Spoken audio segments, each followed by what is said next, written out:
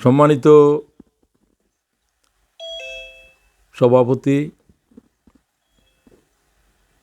এবং আজকের অনুষ্ঠানের বিজ্ঞ উপস্থিতি, আমি আল্লাহ তাআলার শুকরিয়া আদায় করছি, যিনি ওয়াহদাহু লা শারীকা লাহ। দরুদ এবং সালাম পেশ করছি মানবতার মহান রসুল মুহাম্মদ ইবনে আবদুল্লাহ সাল্লাল্লাহু আলাইহি ওয়াসাল্লামের জন্য।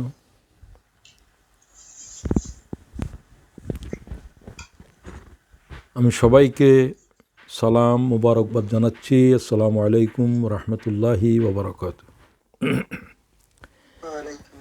ইসলামী ছাত্র শিবির আমার জীবনের, আমার হৃদয়ের, আমার প্রাণের সংগঠন। আমি সংগঠনকে ভালোবাসি, সংগঠনের কর্মীরাও আলহামদুলিল্লাহ আমাকে ভালোবাসেন।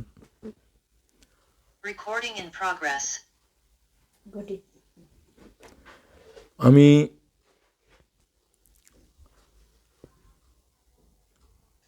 আজকের প্রোগ্রাম নেওয়ার কোনো প্রস্তুতি এবং মানসিক অবস্থা ছিল না, একটু লেখায় ব্যস্ত ছিলাম, তাও সংগঠনের জন্য, শিবিরের কর্মীদের। তো ইসলামী ছাত্র শিবিরের কেন্দ্রীয় সভাপতি অনুরোধ করেছে, আমার কাছে বলা হলো ইমরানের পক্ষ থেকে। তো সালাউদ্দিন আইয়ুবী, খুব ঐতিহাসিক নাম সভাপতি সাহেবের, খুব শুক্রিয়া। আর সেক্রেটারি সাহেব তো আলহামদুলিল্লাহ হাফিজে কোরআন। আমি বললাম ইসলামী ছাত্র শিবিরের ইতিহাসে হাফিজে কোরআন সেক্রেটারি জেনারেল মনে হয় রাশেদেই প্রথম। আল্লাহ তাআলার সভাপতি সেক্রেটারির উপরে আল্লাহ তোমার মায়ার হাত টেনে দাও, এবং যারা এই আন্দোলনে তাদের সাথে রয়েছে এই দুর্যোগ মুহূর্তে, আল্লাহ কিয়ামতের কঠিন দুর্যোগ তাদের জন্য সহজ করে দাও। তো সুতরাং খুব দায়িত্বশীল ভাইদের এই অনুষ্ঠান, আমি এই পর্যায়ে দায়িত্বশীলদের অনুরোধে আমার যে কোনো প্রোগ্রামকে আমি মুলতবি রাখাকে আমার জন্য জরুরি মনে করেছি। আল্লাহ তাআলা যেন যে উদ্দেশ্যে আজকে প্রোগ্রাম, যে উদ্দেশ্যে আমাদেরকে কথা বলার জন্য বলা হয়েছে, আল্লাহ তুমি সেই উদ্দেশ্য, সেই লক্ষ্যকে 100% বাস্তবায়ন করো, পরিপূর্ণতা দান করো। তো দার্সে কোরআনের আনুষ্ঠানিকতায় আমি আজকে কথা বলবো না, আমি বলেই দিচ্ছি আগে। এই বিষয়ের উপরে দার্স দেওয়া যেত, কিন্তু আমি কথা বললে ভালোভাবে মনে করেছি। পরকালীন জীবনের বিস্তৃত বিষয়ের উপরে আজ আমরা কথা বলবো না, শুধু কিয়ামতের দিবস নিয়ে কথা বলবো, এবং আখিরাতের জীবনের সবচেয়ে ভয়াল কঠিনতম দিন হবে ইয়াউমিদ্দিন।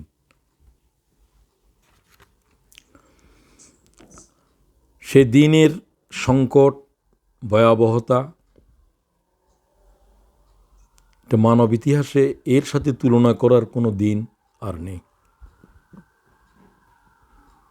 সেটাই আমাদের জীবন ইতিহাসের সবচেয়ে কঠিনতম, ভয়াবহতম। সে সংকটের প্রস্তুতি নিতে হবে আজকে থেকেই। এই জন্য এই শব্দটা আমি যোগ করে দিয়েছি। আখিরাতের আলোচনা করতে গিয়ে সংগঠনের কর্মী ভাইয়েরাও আমার আলোচনা শুনেছেন বিভিন্ন সময়ে, তো ঠিক এই কথাটা নিয়ে আমি কথা বলিনি, আজকের প্রস্তুতি কি হওয়া উচিত, আমি এটাকে একটু হাইলাইট করব। কারণ শুধুমাত্র কিয়ামতের বিভীষিকা আলোচনা করাই আমাদের জন্য মূল নয়।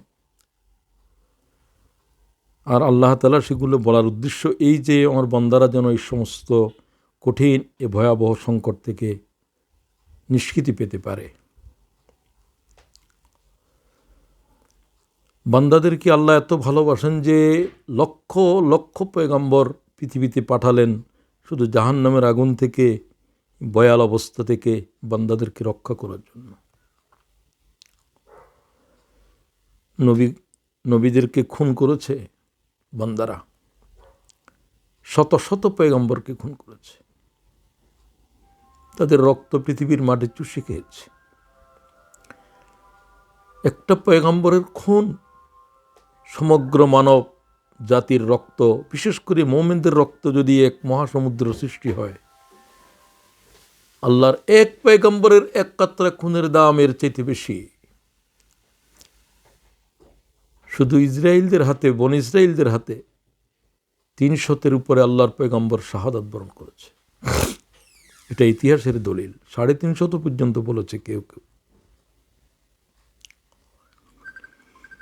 তো যাই হোক, এরপরেও আল্লাহ তাআলা পয়গম্বর পাঠিয়েছেন, বারবার অপরাধ করেছে, আল্লাহ তাআলা ক্ষমা করে দিয়েছেন আমাদেরকে। কিন্তু অপরাধ এই পর্যায়ে বাড়াবাড়ি, মানব জাতির নবী খুন করে দেয়া, আল্লাহ তাআলার বিরোধিতার চরম পর্যায়ে পৌঁছে যাওয়া, যেগুলোকে ক্ষমার অযোগ্য বলেই কিয়ামতের দিন বিবেচিত হবে। তো পৃথিবীর বলতে গেলে অনেকটা সূচনা লগ্ন থেকেই আদম আলাইহিস সালামের তো অনেক বংশধর রেখে তিনি দুনিয়াতে গেছেন। তিনি 1000 বছর পূর্ণ করেছেন হায়াত। কোনো কোনো ঐতিহাসিকের মতে প্রায় 40,000 আওলাদ, নাতি পুতি রেখে এই 1000 বছর বয়সের ভিতর, আর সন্তান হতেও তো জোড়া জোড়া। তো তিনি পৃথিবী থেকে গিয়েছেন। তাঁর ছেলেদের ভিতরে শীস আলাইহিস সালাম প্রথম আদম আলাইহিস সালামের নবুয়তের ঝান্ডা উঁচু রেখেছিলেন। এরপরে গোমরাহি আবার পৃথিবীর গ্রাস করেছে। তো সেই যুগ থেকেই মানব জাতির কাছে আখিরাতের বিষয়ে একটা প্রশ্ন ছিল।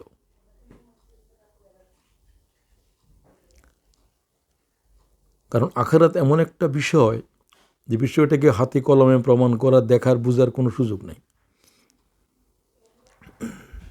বালিদ্দারকা ইলমুহুম ফিল আখিরাহ বালহুম ফি শাক্কিম মিনহা বালহুম মিনহা আমুন। যত জায়গায় আমি কথা বলেছি আখিরাতের উপরে, এটা আমাকে বেশি অস্থির করে। বালিদ্দারকা ইলমুহুম ফিল আখিরাহ, আখিরাত সম্পর্কে ভাবতে গিয়ে তোমাদের চিন্তার ডানা ভেঙে যায়। বালহুম ফি শাক্কিম মিনহা, তাই তোমরা যে বিষয়ে তোমাদের চিন্তার অগম্য বিষয়, তোমরা সন্দেহ করো। কারণ বালহুম মিনহা আমুন, এই বিষয়ের উপর তো মানব জাতিরা অন্ধ।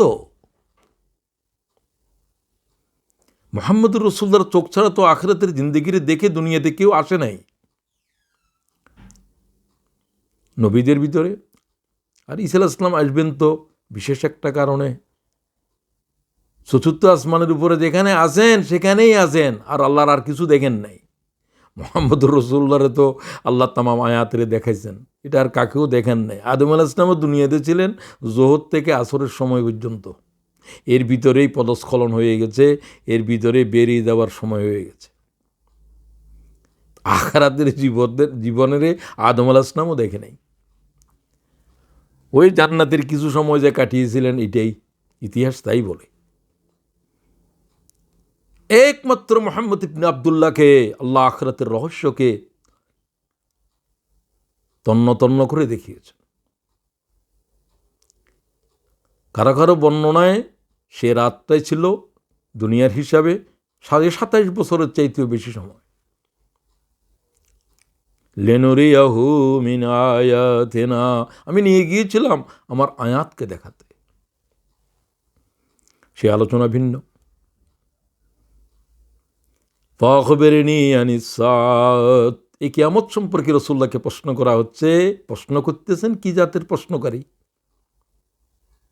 হাদিসে জিবরিল। নবী পাক বললেন, মাল মাসউলু আনহা বিআলাম মিনাস সাইল, রাওয়াহুল বুখারী, রাওয়াহু মুসলিম। কিয়ামত কবে হবে হে মুহাম্মদ সাল্লাল্লাহু আলাইহি ওয়াসাল্লাম? অনেক প্রশ্নের ভিতরে এই প্রশ্ন, 5টা প্রশ্নের ভিতর। মাল মাসউলু আনহা বিআলাম মিনাস সাইল। ও পৃথিবীর শিক্ষকেরা, মুহাম্মদুর রাসূলুল্লাহর জবাব শোনো। কথা বলার কি বালাগত তার ভিতরে।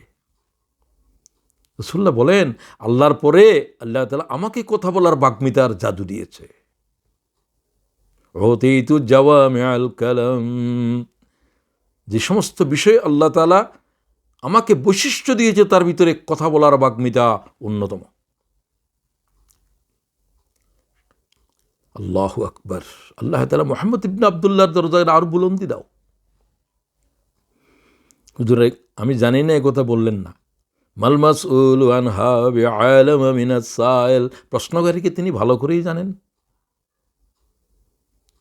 কি জাতের ফেরেশতা জিবরিল, আল্লাহ যার প্রশংসা করেছে কোরআনে। আল্লাহ বলছেন প্রচন্ড ক্ষমতার অধিকারী। আল্লাহ তাআলার বাণী বহন করার, এই দায়িত্ব গ্রহণ করার কোনো মালায়েকার নাই। কোটি কোটি কোটি মালায়েকার ভিতরে আমার কাছে মনে হয় আল্লাহর আরশ বহনকারী যে 8 জন ফেরেশতা রয়েছে, তাদের চাইতেও বেশি ভারী জিনিস আল্লাহর কালাম। এটা আর কেউ বহন করতে পারবে না। জিবরাইলকে আল্লাহ সে তৌফিক, সে যোগ্যতা দিয়েছেন। আমার কথা আশা করি বুঝতেছেন আপনারা। সব কথা ব্যাখ্যা করার সময় নেই, কথা ইশারায় চলবে। সেই ফেরেশতা যদিও অন্যদের কাছে তিনি আগন্তক, রাসূলুল্লাহর কাছে তো আগন্তক নয়, বহু পরিচিত। ১৬ লক্ষ পয়গম্বরের কাছে জিবরাইল যতবার এসেছে, কোনো ঐতিহাসিক বলছে মুহাম্মদুর রাসূলের কাছে একাই ততবার এসেছে। সকালে আসে, বিকালে আসে, রাত দুপুরে, দিন দুপুরে। ফাখবিরনি আনিস সাআ। আমাকে কিয়ামত সম্পর্কে বলুন। মাল মাসউলু আনহা বিআলাম মিনাস সাইল। মাসউলের কাছে, যাকে প্রশ্ন করা হচ্ছে, উত্তরদানকারী, তার কাছে প্রশ্নকারীর চাইতে এ বিষয়ে অতিরিক্ত জানাবার মতো কোনো এলেম নাই। ভালো করে জিবরাইল বুঝছেন মুহাম্মদ রাসূলের জবাব কি জাতের বালাগত সম্পন্ন। সাহাবায়ে কেরাম কিছু তাজ্জুব হলেন। আবার প্রশ্ন করলেন। এটা বলতে গিয়ে রাসূল সাল্লাল্লাহু আলাইহি ওয়াসাল্লাম কোরআন শরীফের আয়াতও পড়েছেন। বুখারী নিয়েছে, মুসলিম এটা নেয়নি। ইন্নাল্লাহা ইনদাহু ইলমুস সাআ ওয়া ইউনাজ্জিলুল গায়জ ওয়া ইয়া'লামু মা ফিল আরহাম ওয়া মা তাদরি নাফসুন মাযা তাকসিবু গাদা ওয়া মা তাদরি নাফসুন বিআইয়ি আরদিন তামুত ইন্নাল্লাহা আলীমুন খবীর। সূরা লোকমান আখেরি আয়াত। অবশ্যই কিয়ামতের বিষয়ে শুধু আল্লাহর কাছেই ইলম রয়েছে। এরপরে যা কিছু বলা হলো, আকাশ থেকে বৃষ্টি হওয়ার বিষয়, মায়ের রেহেমের ভিতরে সন্তান, প্রত্যেক মানুষ আগামীকাল কে কী খাবে, কতটুকু খাবে, কোথায় খাবে, এসব বিষয়ের উপরে কারো কাছে কোনো এলেম নাই। কে কোথায় ইন্তেকাল করবে, কার দাফন কোথায় হবে, এসব বিষয়ে আল্লাহ তাআলাই শুধু সর্বজ্ঞ।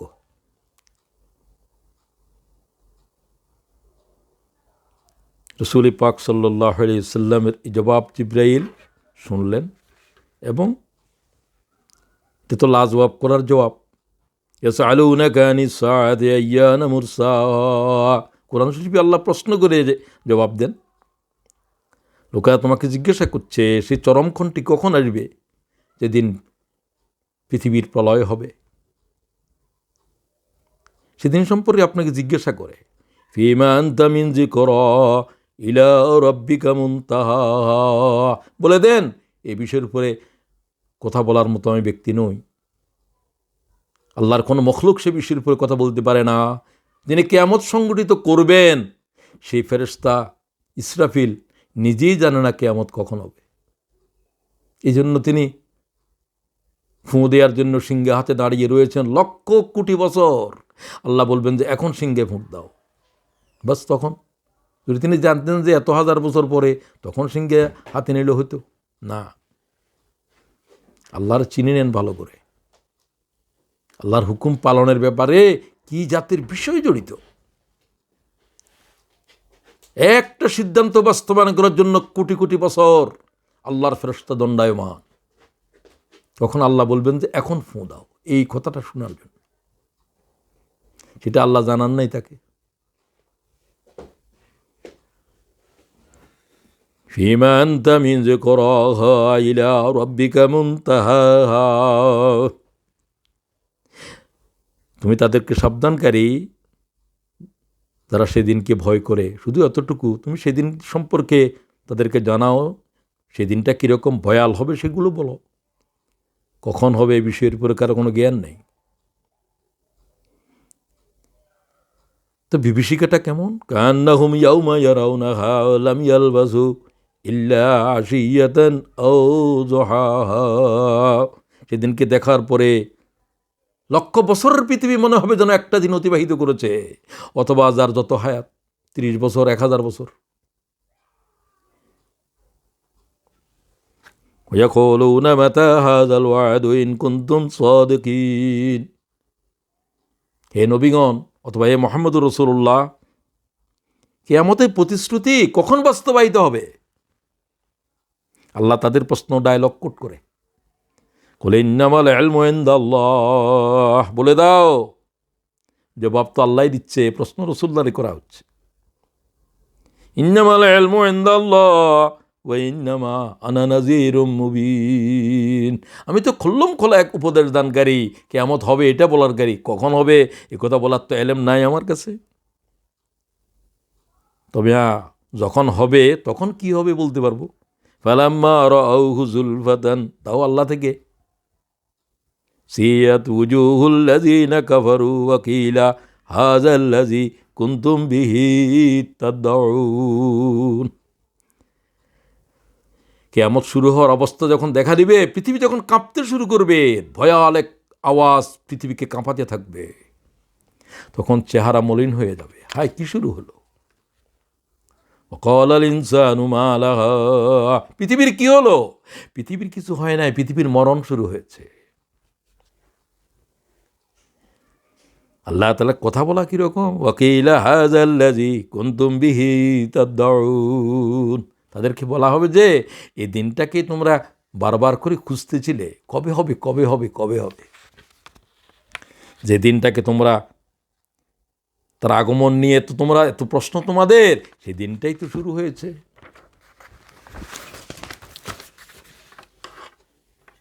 প্রিয় ভাইয়েরা, এ বিষয়ের উপরেই দুনিয়ার অবিশ্বাসীদের বক্তব্যের আল্লাহ তাআলা জবাব দিয়েছেন। এই ধরনের বক্তব্য রাখার লোক কিয়ামত পর্যন্ত থাকবে। জবাবও কিয়ামত পর্যন্তের জন্য। কি বলে তারা? আইযা মিথিনা ওয়া কুন্না তুরাব যালিকা রাজউম বাঈদ। সূরা কাফের আয়াতটা কিরকম?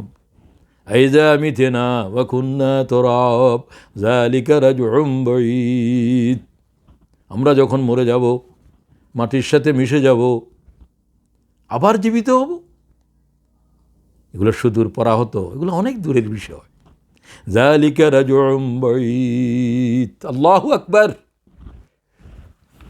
আল্লাহ তাদের কথা ডায়ালগ করে, আল্লাহ তাদের কথা থেকে জবাব দেয়। এগুলো তো অনেক দূরের বিষয় তারা বলে, এখনো বলার লোক আছে মাটির সাথে মিশিয়ে হয়ে যাবে, আবার কি করে জীবিত হবে। কাফেররাও তাই বলতো। وضرب لنا مثلا ونسي خلقه قال من يحيي العظام وهي رميم, কবর থেকে 100 বছরের পুরানো হাড্ডি মাটি হয়ে গেছে, সেটাকে নিয়ে এসে ফুঁ করে উড়িয়ে দিল। বলছে মোহাম্মদ বলছে এগুলো নাকি আরেকবার জীবিত হবে। কি বলে কি এগুলো? আল্লাহ কয়, মোহাম্মদ সরে যাও, তুমি কি জীবিত করবে? প্রশ্ন তোমাকে করা হচ্ছে, জীবিত তো আমিই করব, আমি জবাব দিই। কলি এই সমস্ত আয়াতের আগে দিয়ে কল শব্দ ব্যবহার করে, এই জাতের শব্দ যে আয়াতে ব্যবহার করা হয়েছে, আল্লামা সুয়ুতি বলেন এগুলো কোরআন শরীফের ভয়াল আয়াত।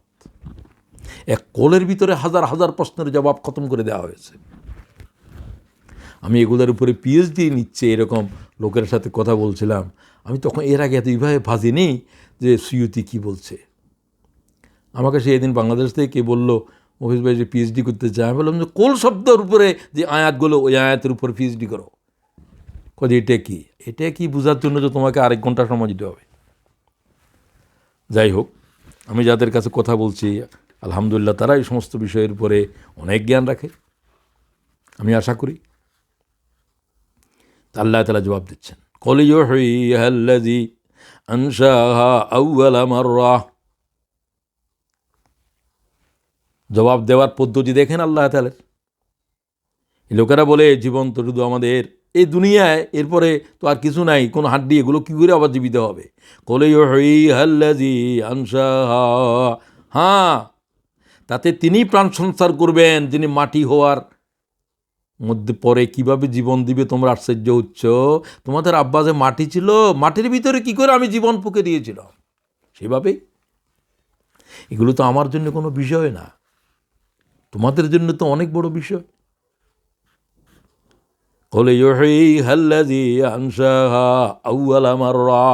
প্রথমবার যিনি জীবন দিয়েছিলেন মাটির ভিতরে, তিনি আবার মাটি হয়ে যাওয়ার পরে আবার জীবন ফুঁকে দেবেন। তার জন্য তো একেবারে সহজ।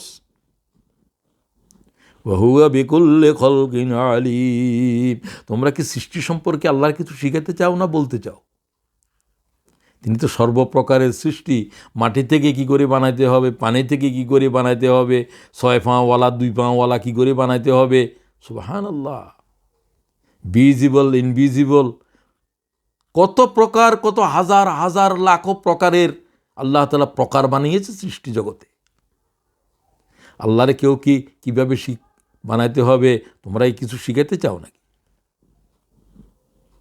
আল্লাহু আকবার। তো তোমরা তোমাদের সৃষ্টি নিয়ে ভাবো না কেন? ইয়া আইয়ুহান নাস ইন কুনতুম ফি রাইবিন মিনাল বা'স ফাইন্না খালাকনাকুম মিন তুরাব সুম্মা মিন নুতফাতিন সুম্মা মিন আলাকাতিন সুম্মা মিন মুদগাতিন মুখাল্লাকাতিন ওয়া গায়রি মুখাল্লাকাতিন লিনুবাইয়িনা লাকুম ওয়া নুকিররু ফিল আরহামি মা নাশা ইলা আজালিম মুসাম্মা।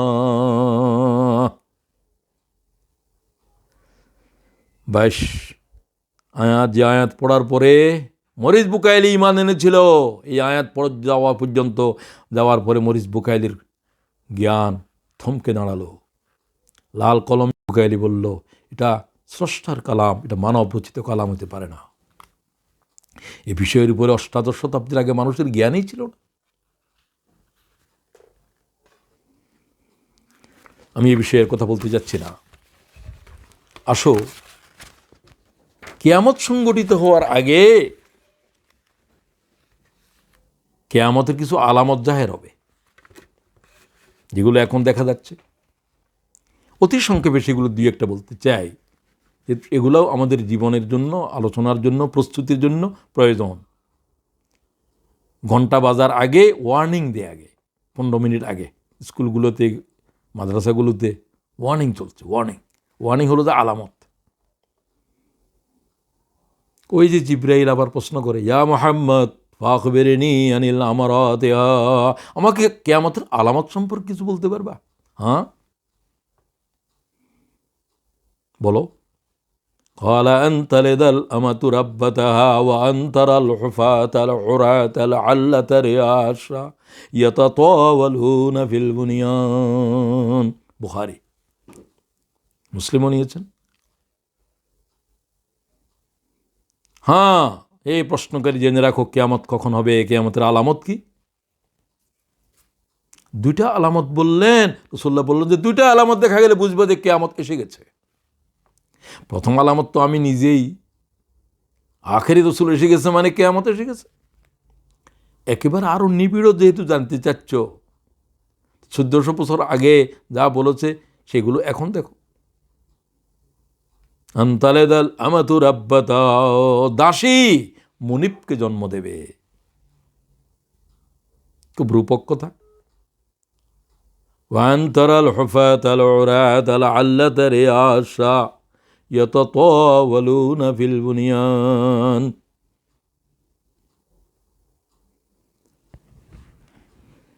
দাসী মুনিবকে জন্ম দেবে এবং নগ্ন পথ, নগ্ন দেহ।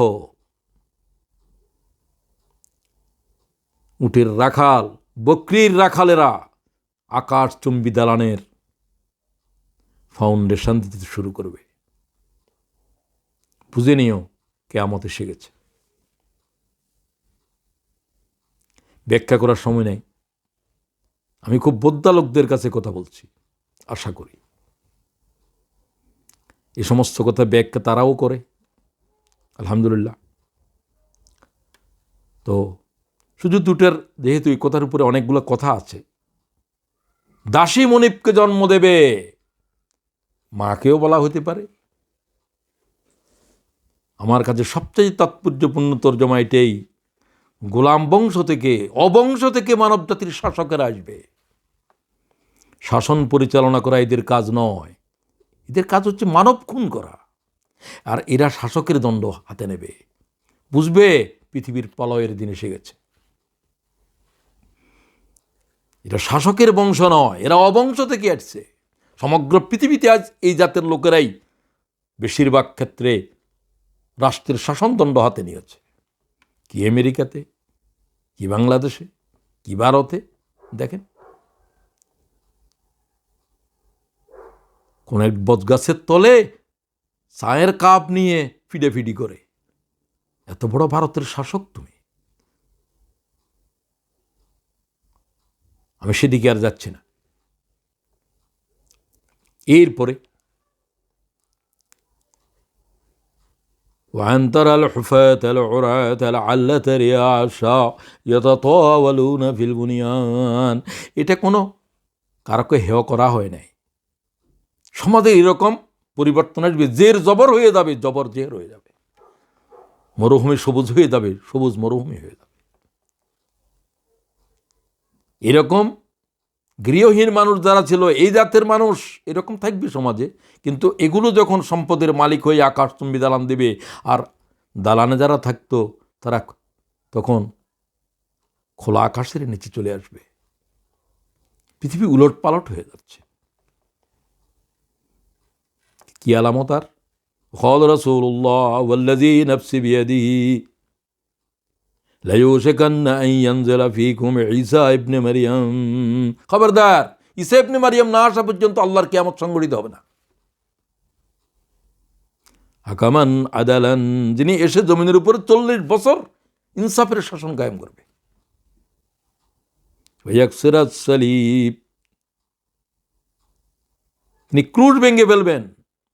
ঈসা আলাইহিস সালামের জন্য যত ক্রুশ বানাইছে সমস্ত ক্রুশ দুনিয়া থেকে নির্মূল করে দিবেন, সব খ্রিস্টানরা তার উপরই মেনে। ওয়াকতুলুল খিনজির, শূকর নিহত করবে। সমস্ত কিতাবে হারাম, এখন শূকরের চাষ করে। আমি যে দেশে থাকি এই দেশেও করে। ওয়াজাল জিজিয়া, জিজিয়া রহিত করে দেবেন, কারণ জিজিয়া দেওয়ার মতো আর কোনো অমুসলিম থাকবে না। এই ইসলামী হুকুমতের পরে আল্লাহ তাআলার ইসলামের সিঙ্গা ফুঁকে দেবে।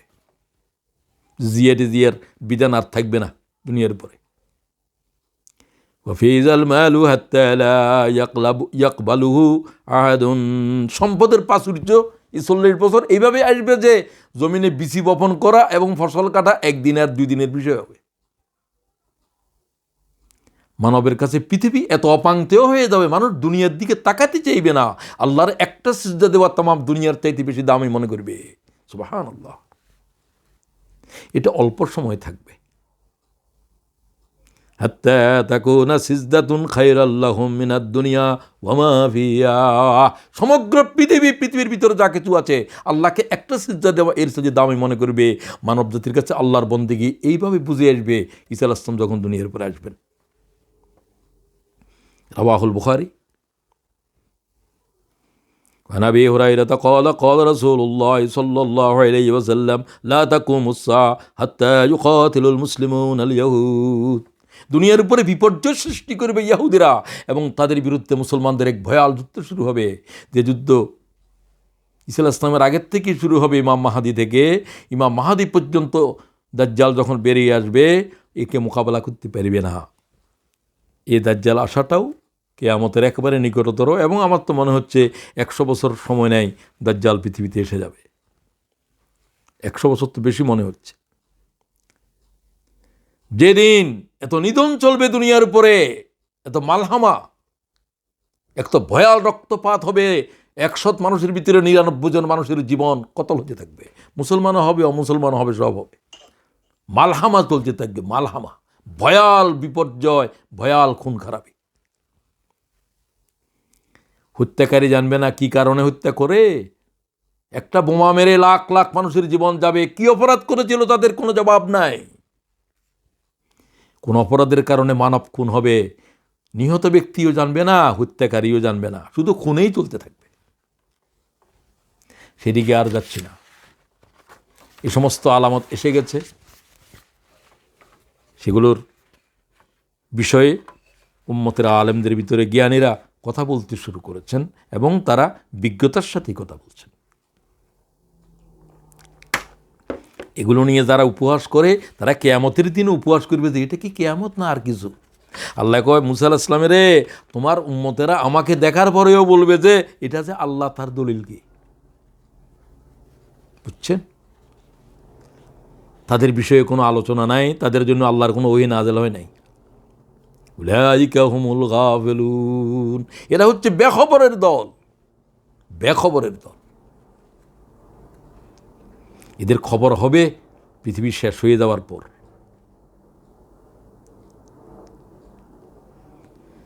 দুইজন ফেরেশতার গর্দানের উপরে হাত রেখে ঈসা আলাইহিস সালাম সব চতুর্থ আকাশ থেকে জমিন সিরিয়ার সাদা দবদবে মিনারের ওয়ালা মসজিদের উপরে দাঁড়াবেন, যে মসজিদ মাত্র কিছুদিন আগে নির্মাণ হয়ে যাবে, 50 বছরও হয় নাই, এর আগে ছিলই না।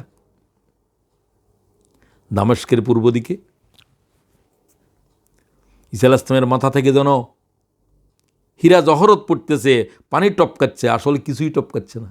রাসূলুল্লাহ বলছেন আমি এই অবস্থায় তাকে আকাশেও দেখেছি এবং যখন জমিনে আসবে তখন এরকম থাকবে। রাওয়াহু মুসলিম।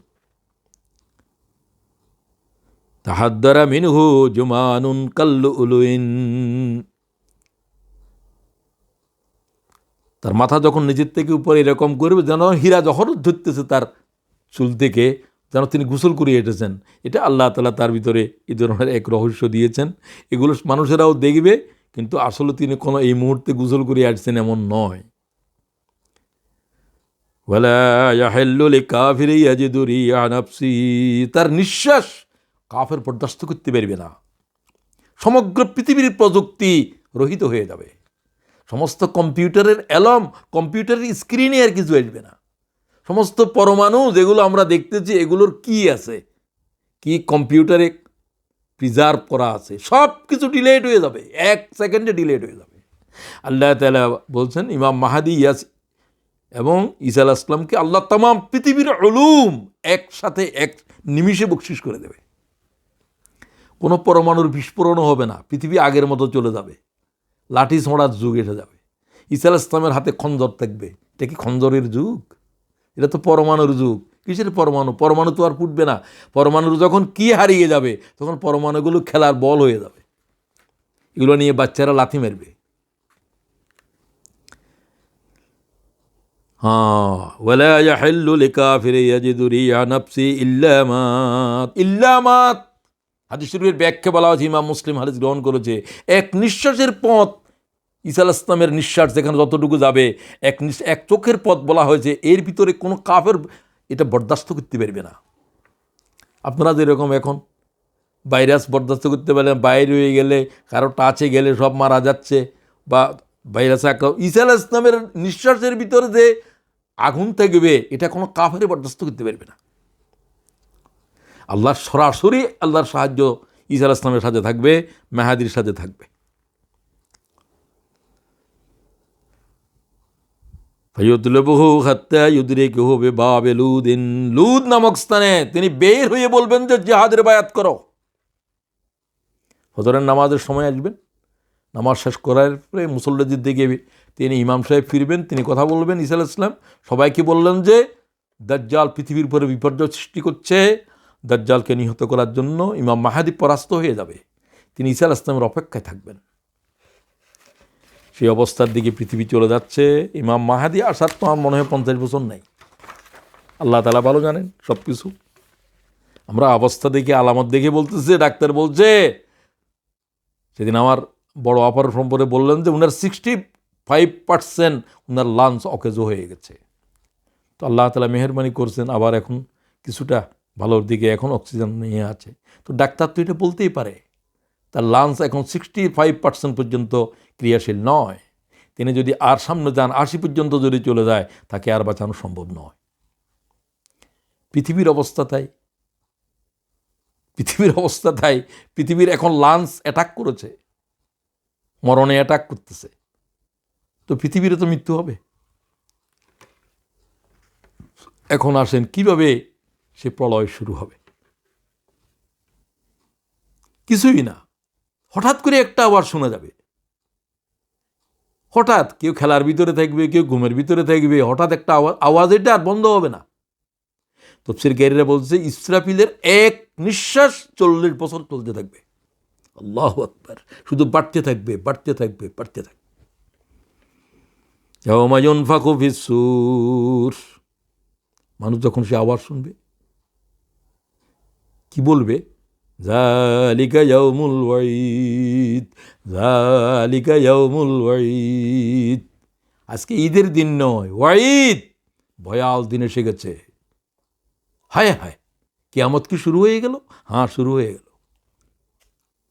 হয়ে গেল। তখন পৃথিবীর সব তছনছ হয় নাই, শুরু হলো মাত্র।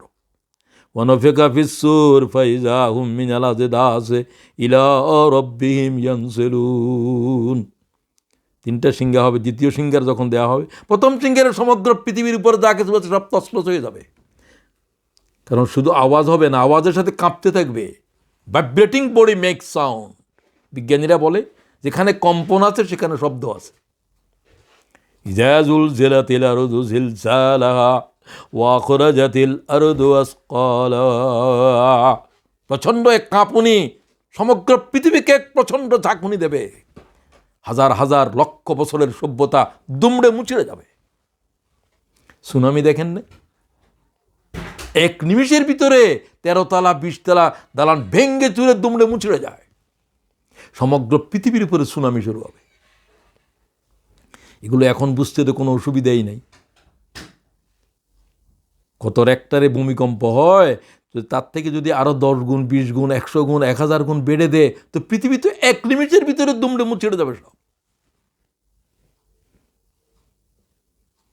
তোমরা জিজ্ঞাসা করো কবে কিয়ামত হবে। ইয়াসালু আইয়ানা ইয়াউমুল কিয়ামা ফাইজা বারকাল বাসার। আল্লাহ তাআলার জবাব কি হবে? দে ফাইজা বারকাল বাসার ওয়া খাসাফাল কমর ওয়া জুমিআশ শামসু ওয়াল কমর। যা দেখলে চোখ বিভ্রাট হয়ে যাবে। কি দেখতেছি এগুলো? পাহাড়গুলো ধুনার উইয়ের মতো উড়ে যাচ্ছে। হ্যাঁ, ওয়া জুমিআশ শামসু ওয়াল কমর, চন্দ্র সূর্য টক্কর শুরু হয়েছে গ্রহ নক্ষত্রের ভিতরে। এক একটা গ্যালাক্সি আর একটা গ্যালাক্সির সাথে যুদ্ধ শুরু হয়েছে। এক একটা গ্যালাক্সির ভিতরে এক একটা তারার দলের ভিতরে 40,000 কোটি নক্ষত্র আছে। একটা আর একটার সাথে যখন আঘাত খাবে, একটা কত বড় বড় নক্ষত্র এগুলো। সূর্য যদি 13 লক্ষ গুণ বড় হয়, এরকম 13 লক্ষ সূর্য পেটে নিতে পারে কোটি কোটি নক্ষত্র মহাকাশে আছে। ফাইযা বারিকাল বাসার ওয়া খাসাফাল কমর ওয়া জুমিআশ শামসু ওয়াল কমর ইয়াকুলুল ইনসান ইয়াউমাইযিন আইনাল মাফার। কোথায় পালাবো? এক আওয়াজ তাম দুনিয়ার উপর বর্পা হবে। পালাবার কি কোনো জায়গা আছে? কাল্লা লা ওয়াজার, না, পালাবার কোনো জায়গা নাই। কোথায় পালাবে? কাল্লা লা ওয়াজার ইলা রাব্বিকা ইয়াউমাইযিনিল মুস্তাকার। পালাবার কোনো জায়গা নাই, আল্লাহর কাছে অবস্থান নেওয়া ছাড়া আর কোনো জায়গা নাই। আর একটা সিংহের আওয়াজ দেবে যে সব আল্লাহর জাতের কাছে হাজির হয়ে যাবে, কবর থেকে সব বেরিয়ে আসবে। এগুলো নিমিষে ঘটে যাবে, কোনো সময় লাগবে না। মানুষ টেরও করতে পারবে না যে কিয়ামত শুরু হয়ে গেছে। আল্লাহু আকবার।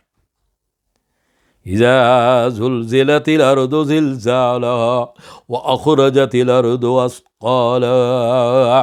সোনা চাঁদির খনি টনি যা পৃথিবীর মাটির নিচে আছে সব পৃথিবী বমি করে দেবে। ক্বালাল ইনসানু মা লাহা। পৃথিবীর কি হলো? পৃথিবীর কিছু হয় নাই। পৃথিবীর মৌত চলতেছে, পৃথিবীর উপরে প্রলয় চলছে। ইযা সামাউ ফাতারাত ওয়া ইযাল কাওয়াকিবু ইনতাসারাত ওয়া ইযাল বিহারু ফুজ্জিরাত ওয়া ইযাল কুবুরু বুযিরাত। কিয়ামত যেন আয়াত, প্রত্যেকটা আয়াতের ভিতরে আছে। আমি বলি না, রাসূলুল্লাহ বলছেন।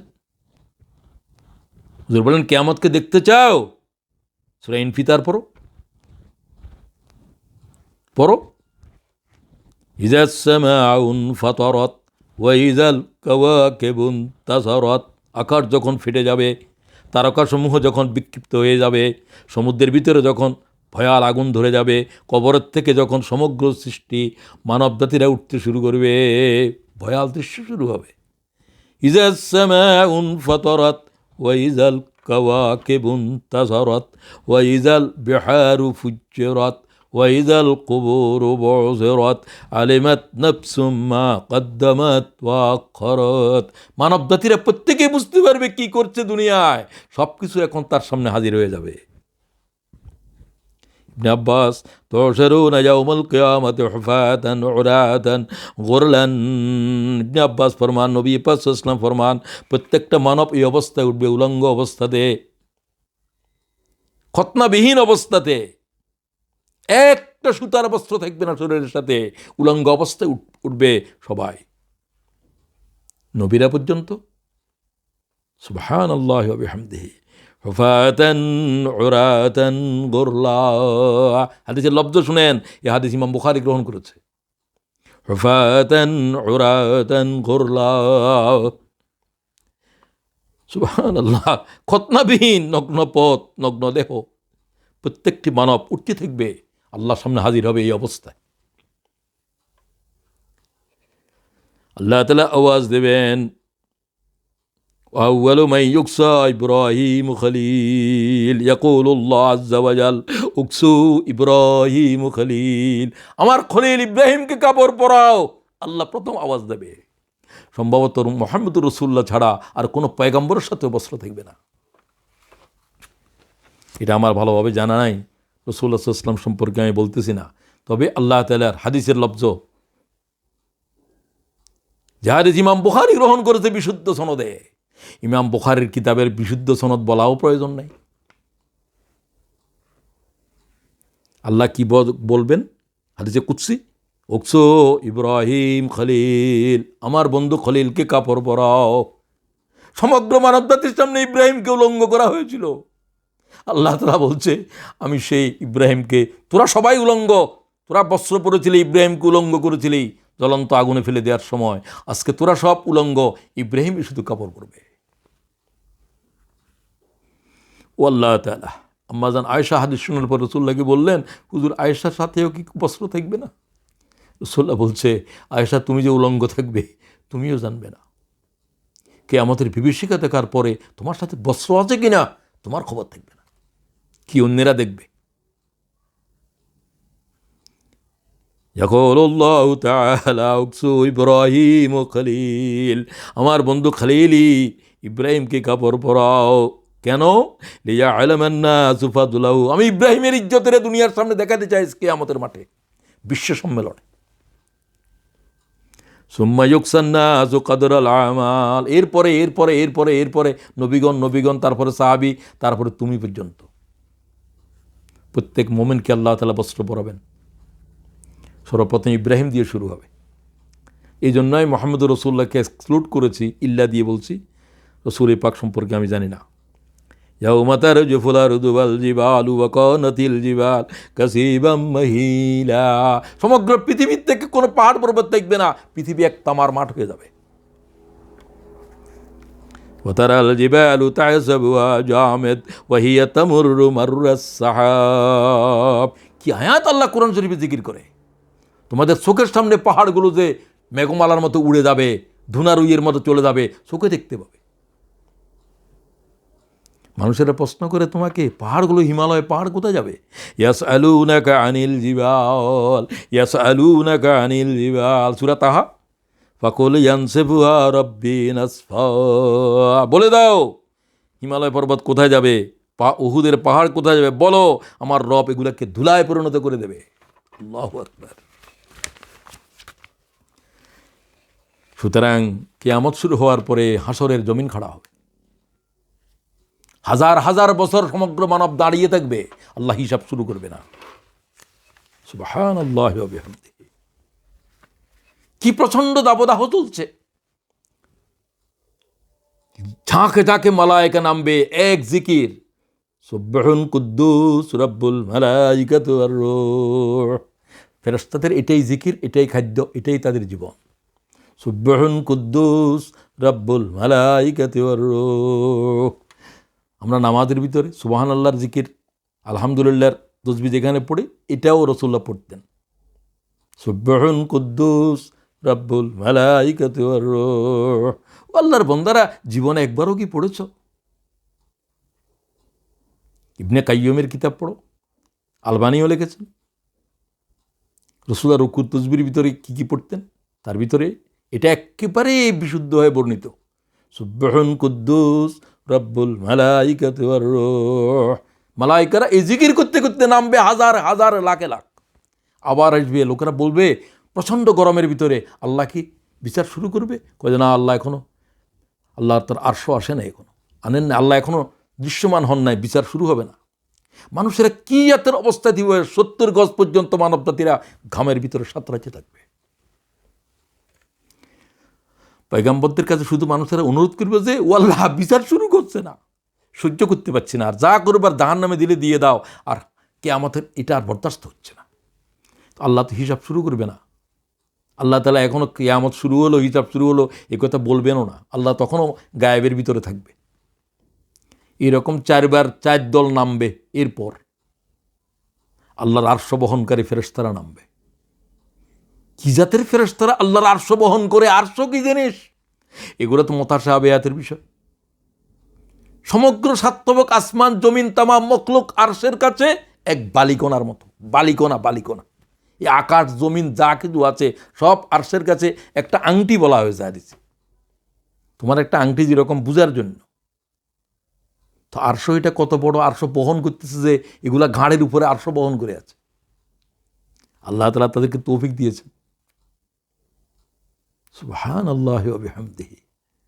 এক হাদিসের ভিতরে দেখলাম, আরশ বহনকারী ফেরেশতাদের টাকনু, পা থেকে টাকনু পর্যন্ত, মানে হাঁটু পর্যন্ত হলো নিকট জমিন থেকে একেবারে প্রথম আকাশ পর্যন্ত 20 বিলিয়ন লাইট ইয়ার। ফেরেশতা এটার এটা যদি তোমাকে সায়ের করতে হয়, তাহলে 21 কোটি বছর তোমাকে আলোর গতিতে দৌড়ায় যেতে হবে, তার হাঁটু পর্যন্ত যেতে লাগবে। এই জাতের ফেরেশতা আল্লাহর আরশ বহন করতেছে। আমি বললাম, এগুলোই পর্যন্ত আল্লাহ তাআলার কালামুল্লাহ বহন করতে পারবে না, জিবরাইল ছাড়া। সেগুলো ভিন্ন আলোচনা।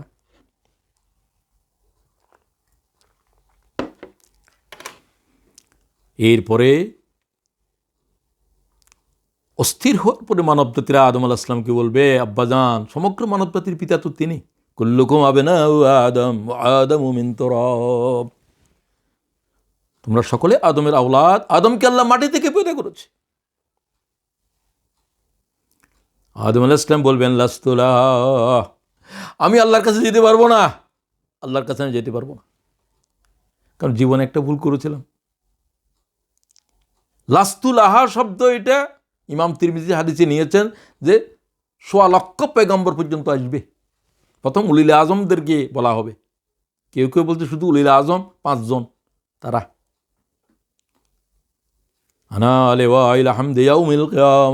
কিয়ামতের দিন আমি আল্লাহ তাআলার হামদের পতাকা বহন করব। সমস্ত পয়গম্বর আমার কদমের উপরে জমা হবে। আদম থেকে শুরু করে ঈসা রুহুল্লাহ পর্যন্ত পয়গম্বর মুহাম্মদ রাসূলুল্লাহকে অনুরোধ করবে, আল্লাহর কাছে কথা বলার কারো সাধ্য নাই। সবাই শুধু বলবে, নফসি ওয়াকালা আদম সফিউল্লাহ নফসি ওয়াকালা নূহ নবিউল্লাহ নফসি। ইমাম বুখারী হাদিস নিয়েছে, ওয়াকালা ইব্রাহিম খলিলুল্লাহ নফসি। সমস্ত পয়গম্বরের এক আওয়াজ। তুমি কোন হুজুর, কোন মুজুর? মানুষদেরকে ধোঁকা দাও আর বলো যে আমিও জান্নাতে যাব আর তোমাকেও নিয়ে যাব। এই জাহেলের কি জান্নাত সম্পর্কে, কিয়ামত সম্পর্কে কোনো এলেম আছে? ওয়াকালা আদম সফিউল্লাহ নফসি ওয়াকালা ইব্রাহিম খলিলুল্লাহ নফসি ওয়াকালা নূহ নজিউল্লাহ নফসি। এরপরে হুজুর এটার কি কোনো নাম আছে এখানে? তুমি বলো। উম্মতের সাথে কি ধরনের টালবাজি করতেছো তোমরা? মুহাম্মদুর রাসূলুল্লাহ সাল্লাল্লাহু আলাইহি ওয়াসাল্লাম সিজদায় হুজুর বলছেন, আমি কি বলে যে সিজদায় পড়বো সেটা আমার এখন জানা নাই, হাদিসের লফজ। আমি সিজদায় পড়ে কাঁদতে থাকবো। আল্লাহর রাগ সমস্ত আকাশ জমিনকে, সেগুলো তো আগেই ভেঙে গেছে, কিয়ামতের জমিন থরথর করতে থাকবে। লিমানিল মুলকুল ইয়াউম, বল আজকে রাজত্ব কার? কে আওয়াজ দেবে? আল্লাহর জবাব কে দেবে? আল্লাহ থেকে জবাব আসবে, লিল্লাহিল ওয়াহিদিল কাহ্হার। আজকে কাহারের রাজত্ব চলছে, সমগ্র সৃষ্টিকে ফানা করে দিয়েছে। সমস্ত নাফরমান গুনাহগার সব আল্লাহর জাতের সামনে আজ হাজির। এমন একজন মানব কি আছে আজ অনুপস্থিত? আজকে অনুপস্থিত থাকার দিন নয়। আর এক এক দলের এক এক অবস্থায় থাকবে। কাকে আল্লাহ অন্ধ করে উঠাবে, ইয়াউমা ইয়াউজ্জু যাল, আর ওমান আরাদা আন যিকরি ফাইন্না লাহু মাঈশাতান যানকা। এগুলো সব মুসলমান, অন্ধ করে যাদেরকে উঠানো হয়েছে এরা কোরআন শরীফ পড়েছিল, কাফেরের কথা বলা হয় নাই। আরাদা আন যিকরি ফাইন্না লাহু মাঈশাতান যানকা ওয়া নাহশুরুহু ইয়াউমাল কিয়ামাতি আ'মা। সূরা তাহা। কোরআন শরীফ দেখার তোর সুযোগ হয় নাই, কোরআন শরীফ পড়ার পরে ও জালেম তোর অন্ধ করে উঠানো হবে কিয়ামতের মাঠে। আল্লাহর কোরআন বলছে, ক্বালা রাব্বি লিমা হাশারতানি আ'মা ওয়া কাদ কুনতু বাসীরা। পরওয়ারদিগার, আমার তো দুনিয়ার চক্ষু ছিল, আমার অন্ধ করে কেন উঠাইলে? আমি কোথায় যাব, কি করব?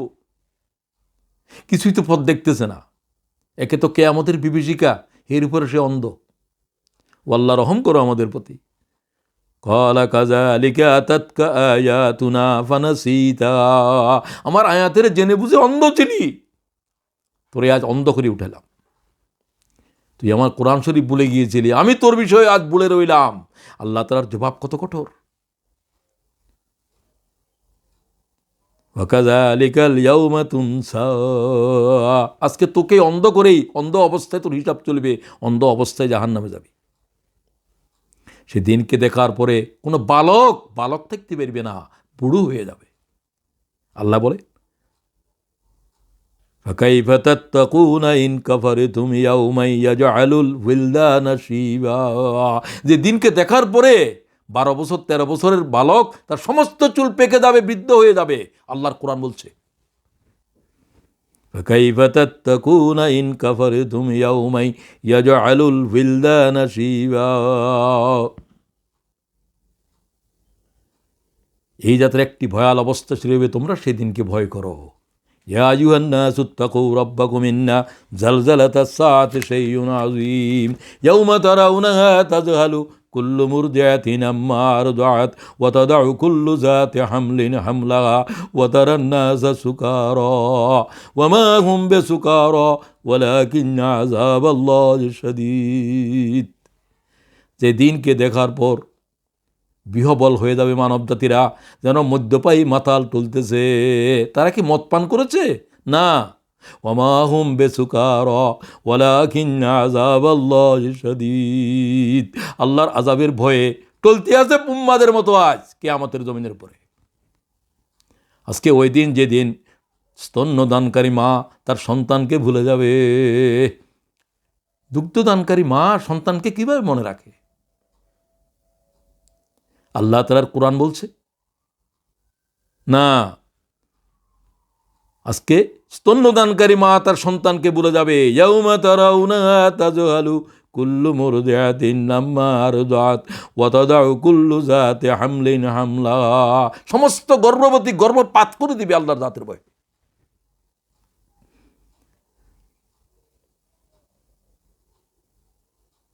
ওয়ালাকিন্না আযাবাল্লাহি শাদীদ ওয়ালাকিন্না আযাবাল্লাহি শাদীদ। আল্লাহর ভয়াল আযাব আজ চোখে দেখেছে মানব। জালেমেরা আজ নিজেদের হাত কামড়াই থাকবে, হায় হায় কি করলাম দুনিয়ার উপরে, হায় হায় কি করলাম। ইয়াউমা ইয়াউজ্জু যালিমু আলা ইয়াদাইহি ইয়াকুলু ইয়া লাইতানি ইত্তাখাযতু মা'আর রাসূলি সাবিলা ইয়া ওয়াইলাতা লাইতানি লাম আত্তাখিয ফুলানান খলিলা। আল্লাহ কি আয়াত জিকির করে কোরআন শরীফে, সূরা ফুরকান, ইয়াউমা ইয়াউজ্জু যালিমু আলা ইয়াদাইহি, জালেমেরা আঙ্গুল খাবে, হাত তালু খাবে, হাতের গোশত হাড্ডি থেকে ছিঁড়ে ছিঁড়ে খাবে, হায় দুনিয়ার হায়াতের কীভাবে বরবাদ করে আসলাম। এই জাতের আফসোসও কি কোনো কাজ দেবে? সে অনুভূতি যদি আজকে আসতো তাহলে তো জাহান্নামে জ্বলতেই পারতো না, জাহান্নাম তার উপরে আরাম হয়ে যেত যদি সে অনুভূতিটা পৃথিবীর জীবনে আসতো আমাদের কাছে। ইয়া লাইতানি ইত্তাখাযতু মা'আর রাসূলি সাবিলা। এরা উকবা বিন আবু মুইত বিরাট এক মেজবান দিল, মুহাম্মদ রাসূলুল্লাহকেও দাওয়াত দিছে। রাসূলুল্লাহ বলছে তুমি ঈমান না আনলে তোমার খানা কেমনে খাবো? কয়ে আচ্ছা ঈমান আনলাম, খাও। রাসূলুল্লাহ খেলেন। তারপরে আবু মুইতের বন্ধু আসছে, উমাইয়া বিন খলফ, বেয়াদব, নম্বর 1 বেয়াদব উমাইয়া বিন খলফ, হযরতে বেলালের জ্বলন্ত আগুনের উপরে যে পড়েছে। বলছে আমি শুনলাম তুমি নাকি মুহাম্মদের উপর ঈমান আনছো। কয় তোমার মেজবান খাবো না আমি। কয় আচ্ছা ঠিক আছে, যা হয়েছে হয়েছে, আর ঈমান কথা বাদ দাও। কয় না বাদ দাও না, মুহাম্মদের চেহারার উপরে তুতু মারো, তা না হলে খাবো না। বন্ধুত্ব রক্ষা করার জন্য রাসূলুল্লাহর চেহারার উপরে থুতু মেরে দিয়েছে। রাসূলুল্লাহকে দাওয়াত দিয়েছে, খানা খাওয়াইছে, তারপরেও সে এই আয়াতের তাফসীর ইমামে তাবারি বলতে, সে বলবো যে হায় হায় তারে কেন বন্ধু বানাইছিলাম, আজ গোশত খাবে কামড়াইয়া। অন্যদের জন্য একই কথা। ইয়াউমা ইয়াউজ্জু যালিমু আলা ইয়াদাইহি ইয়াকুল ইয়া লাইতানি ইত্তাখাযতু মা'আর রাসূলি সাবিলা ইয়া ওয়াইলাতা লাইতানি লাম আত্তাখিয ফুলানান খলিলা।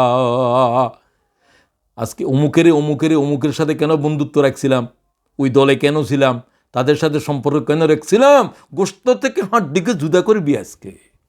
সে অনুভূতি কি আছে পৃথিবীর জীবনে? আমি বলছিলাম শুধু আখিরাতের আলোচনা নয়, আজকের জন্য প্রস্তুতি গ্রহণ করো। কাদের সাথে চলার কারণে আজ জাহান্নামে যাওয়ার জন্য প্রস্তুত হচ্ছ?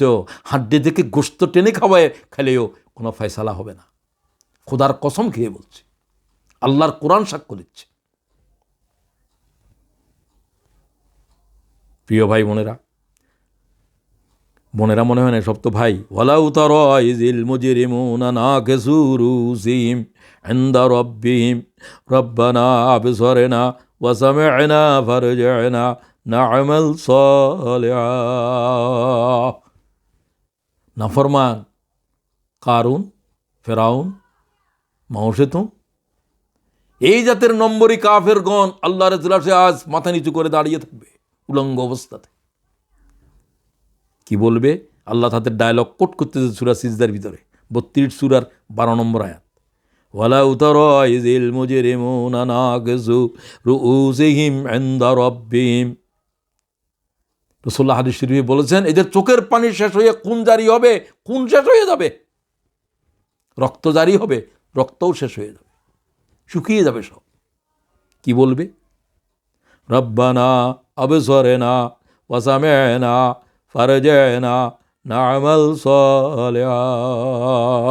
শব্দগুলো লক্ষ্য করেন। রব্বানা আবসারনা ওয়া সামি'না ফারজি'না না'মাল সালিহা। আয় আল্লাহ তাআলা, আজকে তোমার গর্জন শুনেছি, আওয়াজ শুনেছি, মালায়েকার আজ চোখে দেখেছি, আমাদেরকে আর একবার পৃথিবীতে যাওয়ার অনুমতি দাও। কি জন্য? না'মাল সালিহা, কিছু নেক আমল করার জন্য, কিছু সদকা করার জন্য, কিছু দান করার জন্য, কিছু মানবতার সেবা করার জন্য, কিছু নেক আমল নিয়ে আসার জন্য। ও আল্লাহ, পৃথিবীতে যাওয়ার আরেকবার সুযোগ দাও না। আল্লাহ কই পৃথিবী কি আছে? কাল্লা ইযা দুক্কাতিল আরদু দাক্কান দাক্কা ওয়া জাআ রাব্বুকা ওয়াল মালাকু সাফফান সাফফা। পৃথিবীর লাশের উপরে কিয়ামত খাড়া হয়েছে, পাহাড় পর্বত পর্যন্ত ধুলার ওইয়ের মতো উড়ে গেছে। কোন পৃথিবীতে ফিরে যাবে? পৃথিবী কি আছে? লাকাদ কুনতা ফি গাফলাতিন মিন হাযা ফাকাশাফনা আনকা গিতাআকা ফাবাসারুকাল ইয়াউমা হাদীদ। সমস্ত অদেখারে আজ চোখে দেখবে, মালায়েকেরা আজ দেখবে, গুনাহগুলোকে আজ চোখে দেখবে, কি নেক আমল করছে কি বদ আমল করছে সব কিছু চোখে দেখবে আজ। আল্লাহকে চোখের উপর থেকে তামাম পর্দা টেনে দিয়েছি আজ। সুতরাং ঠিক এইরকম এক অবস্থার ভিতরে, এক ভয়াল অবস্থা, আমি সব অবস্থা তো বর্ণনা করার মতো না, এক একটা আয়াত বর্ণনা করার পরে আর বর্ণনা না করলেও চলে। এইরকম অবস্থা এক একটা আয়াতের ভিতরে গোটা কিয়ামত রয়েছে। প্রিয় ভাইয়েরা, সেই অবস্থার ভিতরেও নেককারদেরকে আল্লাহ তাআলা এই প্রচণ্ড দাবদাহ থেকে মগজজাতের টকবক করতে দেখবে কিয়ামতের মাঠে। তাদের নাসার অন্ধ দিয়ে কানের ভিতর থেকে গিলুগুলো বেরোতে থাকবে। ক্বালা রাসূলুল্লাহ সাল্লাল্লাহু আলাইহি ওয়াসাল্লাম, হুজুর পাক সাল্লাল্লাহু আলাইহি ওয়াসাল্লাম এক হাদিসের ভিতরে বলছেন যে 70 গজ পর্যন্ত ঘামের ভিতরে সত্রাজ্য থাকবে। যার ঘাম তার, যার যতটুকু। ইন্নাল আরাকা ইয়াউমাল কিয়ামা, কিয়ামতের দিন, লা ইয়াযহাবান্না ফিল আরদি 70 যারা, কিয়ামতের দিবসে পাপিষ্ঠদের ঘাম 70 হাত পর্যন্ত পৌঁছাবে। ক্বালা রাসূলুল্লাহ সাল্লাল্লাহু আলাইহি ওয়াসাল্লাম, হাদিসের দলিল থেকে শুনেন। তো সেই দিনে কোনো কি ছায়া আছে? ছায়াহীন সে প্রান্তরে। হ্যাঁ, নবী হুরায়রা ক্বালা ক্বালা রাসূলুল্লাহ সাল্লাল্লাহু আলাইহি ওয়াসাল্লাম, সাবআতুন ইউযিল্লুহুমুল্লাহু ফি যিল্লিহি ইয়াওমা লা যিল্লা ইল্লা যিল্লুহু। ওই যে বলছিলাম, শুধু বিভীষিকা আলোচনা করা নয়, আজকের প্রস্তুতি গ্রহণ করো। সে কিয়ামতের বিভীষিকা থেকে যারা নাজাত পাবে তাদের ভিতরে শামিল হই। রাসূলুল্লাহ বিশুদ্ধভাবে, ইমাম বুখারী হাদিস নিয়েছেন, 7 জন মানুষ এই ভয়াল বিভীষিকার ভিতরে আল্লাহর আরশের ছায়া নিচর থাকবে। নবীগণ যেখানে থাকবে, মান নবিয়িন ওয়াস সিদ্দিকিন ওয়াস শুহাদা ওয়াস সালিহিন ওয়া হাসুনা উলাইকা রফিকা, তারা সবচাইতে উত্তম সাথীদের সাথে থাকবে হাসরের মাঠে। 7 জন কারা কারা? যে কোনো একটার ভিতর দাখিল হন। আজকের বৈঠকে আমরা যারা আছি, আল্লাহ তাআলা হয় 7টার ভিতরে অথবা অন্তত একটার ভিতরে আল্লাহ দাখিল করে দাও মরণের আগে। ইমামুন আদিলুন, ন্যায় বিচারক বাদশাহ, ন্যায়পরায়ণ দায়িত্বশীল, যার জন্য যেটা প্রয়োগ করা যাবে। তুমি একটা পরিবারের জন্য তোমার ছেলেদের উপরে ইনসাফ করতে বলা হয়েছে, আওলাদদের উপরে, পরিবারের উপরে, সেখানেও তুমি ইনসাফগার হইতে পারো। একটা দায়িত্বশীল ইউনিট সভাপতি, কেন্দ্রীয় সভাপতি, তারও ইনসাফের প্রশ্ন আছে। ইমামুন আদিলুন, আল্লাহু আকবার। 1 নম্বর, ইমামুন আদিলুন। নামাজের ইমামও এটা এখানে শামিল হতে পারে। মুসল্লিদের উপরে আদল করতে বলা হয়েছে। নামাজের ভিতরে সূরা ওয়াকিয়া শুরু করেছ, মহিলা চিৎকার করতেছে তার বাচ্চা, উন্নতের নামাজ উঠেছে না, তুমি কোন বেয়াক্কল ইমাম? তোমার কাছে কোনো ইনসাফ আছে? রাসূলুল্লাহ সাল্লাল্লাহু আলাইহি ওয়াসাল্লাম বাচ্চাদের আওয়াজ শুনলে নামাজের কেরাত ছোট করে ফেলতেন না। এশারের নামাজের পরে ইমামতি করতেছে, সূরা বাকারা পড়ে, রাসূলুল্লাহর কাছে বলতেছে, ইয়া রাসূলুল্লাহ, নামাজ ভেঙে চলে আসছি আমরা। আব্দুল্লাহ ইবনে মাসউদ না কোন সাহাবী বললেন, হুজুর বললেন যে আমরা সারাদিন প্রতি মেহনত করি, এশারের নামাজের ভিতরে সূরা বাকারা পড়তেছে। রাসূলুল্লাহ বলছে, কি জাতের জালেম তুই? খুব রাগ করে বললেন, তুমি কি সাব্বাহ ইসমে পড়তে পারো না? হাল আতাকা পড়ে নামাজ পড়তে শেষ করতে পারো না? যদি বড় পড়তে চাও, রাসূলুল্লাহ তাই বললেন। খুব খেয়াল করেন, লম্বা আয়াত, লম্বা সূরা তুমি ব্যক্তিগত নামাজে পড়ো। ইমামুন আদিলুন, বুঝে নিয়েন, বিস্তৃত, শুধু এটার উপরেই ঘন্টার পর ঘন্টা কথা বলার বিষয় আছে এবং খুব গুরুত্বপূর্ণ এটা সবার জন্য। রাসূলুল্লাহ হাদিসে বলছেন, তোমরা আওলাদদের উপরে ইনসাফ করো। কয়ে হুজুর, আর বড় ছেলেকে কিছু সম্পত্তি দিতাম চাই, তো মায়ে কয় যে না, তুমি বড় ছেলে দিবা, তাহলে রাসূলুল্লাহর সাক্ষী বানাও। কয় চলো। রাসূলুল্লাহ বলছে, তোমার অন্যান্য ছেলেদেরকে দিছ? কয়ে না। তো এরে কেন দিছ? কয় হুজুর, আমার বড় ছেলে। বড় ছেলে? তুমি আমারে জুলুমের সাক্ষী হওয়ার জন্য আসছো? আল্লাহর কসম, মুহাম্মদ জুলুমের সাক্ষী হবে না। তার মা বললেন, মা বুদ্ধিমতী, মা বলছে, রাসূলুল্লাহর সাক্ষী হবে না যেখানে, সেখানে বেশি দেওয়ার কম দিবা কেন? আল্লাহর বিধানে যা আছে। খুব ভালো করে বুঝেন, ইমামুন আদিলুন, ইউনিট সভাপতি থেকে শুরু করে কেন্দ্রীয় সভাপতি, সব জায়গাতে প্রশ্ন আছে। আপনি একটা ছোট্ট দায়িত্বশীল হয়ে ওইটা হতে পারেন, একটা পরিবারের দায়িত্বশীল হয়েও ইমামুনা আদিলুন ভিতরে সামিল হতে পারেন। একবার সুপ্রিম কোর্টের বিচারপতি হওয়ার দরকার নাই, আপনি জজ কোর্টে তাকিয়ে হতে পারেন। সুতরাং ওই ব্যক্তিকে আজ আল্লাহর আরশের নিচে জায়গা দাও, তার জন্য চেয়ার থাকবে। যার যৌবন আল্লাহর পথে বৃদ্ধ হয়েছে, আল্লাহর গোলামি করে করে যৌবনের বৃদ্ধ করে দিয়েছে। আমি মনে করতেছি, আপনি মনে করেন আমরা বুড়া হলে ইবাদত করব? জোয়ানকালের ইবাদতের দাম বুঝেন?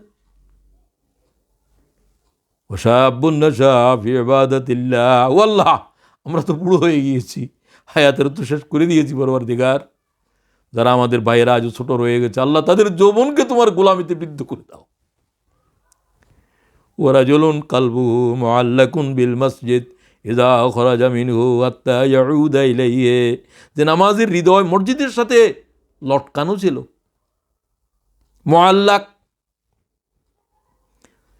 জোহর পড়ার পরে আসরের আজান কখন হচ্ছে, আসর পড়ার পরে মাগরিবের ডাক কখন আসতেছে, উৎকর্ণ হয়ে থাকে। ডাউনলোড করে দিয়েছে টাইম, কোন সময় দিয়ে নামাজের সময় আজান দে। এই জাতের মুসল্লিদের জন্য আজ কিয়ামতে আল্লাহ তাআলা আরশের নিচে জায়গা দিয়েছেন। কি নামাজ পড়ো মুসলমান! আল্লাহ তাআলা আমাদের ভাইদেরকে ওই ধরনের মুসল্লি বানাও যাদের হৃদয় মসজিদের সাথে টাঙ্গানো থাকে। নামাজেই তো পড়তেছে না, নামাজেই তো কাজা হচ্ছে। রাজুলানে তাহাব্বা ফিল্লাহ ইজতামা আলাইহি ওয়া তাফাররাকা আলাইহি, ওই দুইজনকে নিয়ে আসো আজ আল্লাহর আরশের নিচে, যারা আল্লাহর কারণে জমা হয়েছিল। ইসলামী ছাত্র শিবিরের কর্মীরা কন্ট্যাক্ট করে যে কত বড় ইবাদত আল্লাহর দ্বীনের জন্য, আবার প্রোগ্রাম শেষে আবার চলে যায়। রাজুলানে তাহাব্বা ফিল্লাহ ইজতামা আলাইহি, সমস্ত কন্ট্যাক্টে আজকে এই আয়াতের মেজদাকে কন্ট্যাক্ট করো। দুই ভাই একসাথে জমা হও আল্লাহর দ্বীনের জন্য, প্ল্যান পরিকল্পনার শেষে তারপরে তোমরা বিচ্ছেদ হয়ে যাও। সুবহানাকাল্লাহুম্মা ওয়া বিহামদিকা আশহাদু আল্লা ইলাহা ইল্লা আনতা আস্তাগফিরুকা ওয়া আতুবু ইলাইক। বাস বিদায়ের সময় এই আয়াত পড়ে চলে যাও। 4 নম্বর, রাজুলুন যাকারাল্লাহ খালিয়া ফাফাজাত আইনা, ওই ব্যক্তিরা ডেকে আনো। মানব যখন ঘুমিয়েছিল সে ঘুমায় নাই, ঘুমের থেকে জেগে গিয়েছিল। তাতাজাফা জুনুবুহুম আনিল মাজাজি ইয়াদউনা রাব্বাহুম খাওফান ওয়া তামা, আল্লাহর ভয়ে যার পিঠ বিছনা থেকে আলাগ হয়ে যায়, নামাজে দাঁড়িয়ে গেছে, নামাজ 4 রাকাত 6 রাকাত পড়ে আল্লাহর জিকির করতেছে, লা ইলাহা ইল্লাল্লাহ লা ইলাহা ইল্লাল্লাহ, আল্লাহর ডাকতেছে, আল্লাহ তুমি ছাড়া কোনো ইলাহ নাই, তুমি ছাড়া কোনো মাবুদ নাই। এই জিকির রাত শেষ করতেছে আল্লাহ তাআলার জিকিরে। মানব জাতিরা যখন ঘুমন্ত ছিল জিকির করে আর কাঁদে। এই জিকির কি সোজা জিনিস? ফেরেশতারা এই জিকিরের উপরে বেঁচে আছে লক্ষ বছর, আর কিছু কোনো রিজিক দরকার নেই।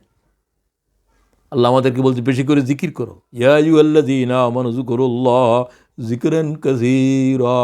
কোন ইবাদতের আল্লাহ এই শব্দে বলছে যিকরান, বেশি করে জিকির করো, বেশি করে নামাজ পড়ো, বেশি করে রোজা করো? না, প্রত্যেক কিছু সীমিত। যিকরান কাসীরা, আল্লাহর তো এক মুহূর্তের জন্য আল্লাহর থেকে গাফেল হতে পারবে না। সুতরাং আল্লাহর বয়ে কেঁদেছিল আর জিকির করেছিল। আল্লাহ কয় কিয়ামতের জমিনে হাজির কর, তারা তো কেউ দেখে নাই, আজকে দেখাই দাও লক্ষ কোটি কোটি মানব জাতির সামনে। রাজুলুন দাআতু ইমরাতুন যাতু হাসাবিন ওয়া জামাল ফাকালা ইন্নী আখাফুল্লাহ, ওই ব্যক্তি কোথায়? পাপের কাজের জন্য, অপরাধ করার জন্য কোনো নারীর সাথে গোপনে মিলিত হয়েছিল, অথবা নারী কোনো পুরুষের সাথে মিলিত হয়েছিল, চিৎকার করে বলেছে আমি আল্লাহরে ভয় করতেছি, ইন্নী আখাফুল্লাহ। আল্লাহ কই এই ধরনের গোলাম যদি দুনিয়ার উপরে যে আসো, তাকে জান্নাতের শুভ সংবাদ দিয়ে দাও, তাকে আল্লাহর আরশের নিচে জায়গা দেওয়া হবে। রাজুলুন তাসাদ্দাকা বিসাদকাতিন ফাকফা হাত্তা লা তা'লামা শিমালুহু মা তুনফিকু ইয়ামিনুহু রাওয়াহুল বুখারী আও কামা ক্বালা আলাইহিস সালাতু ওয়াস সালাম।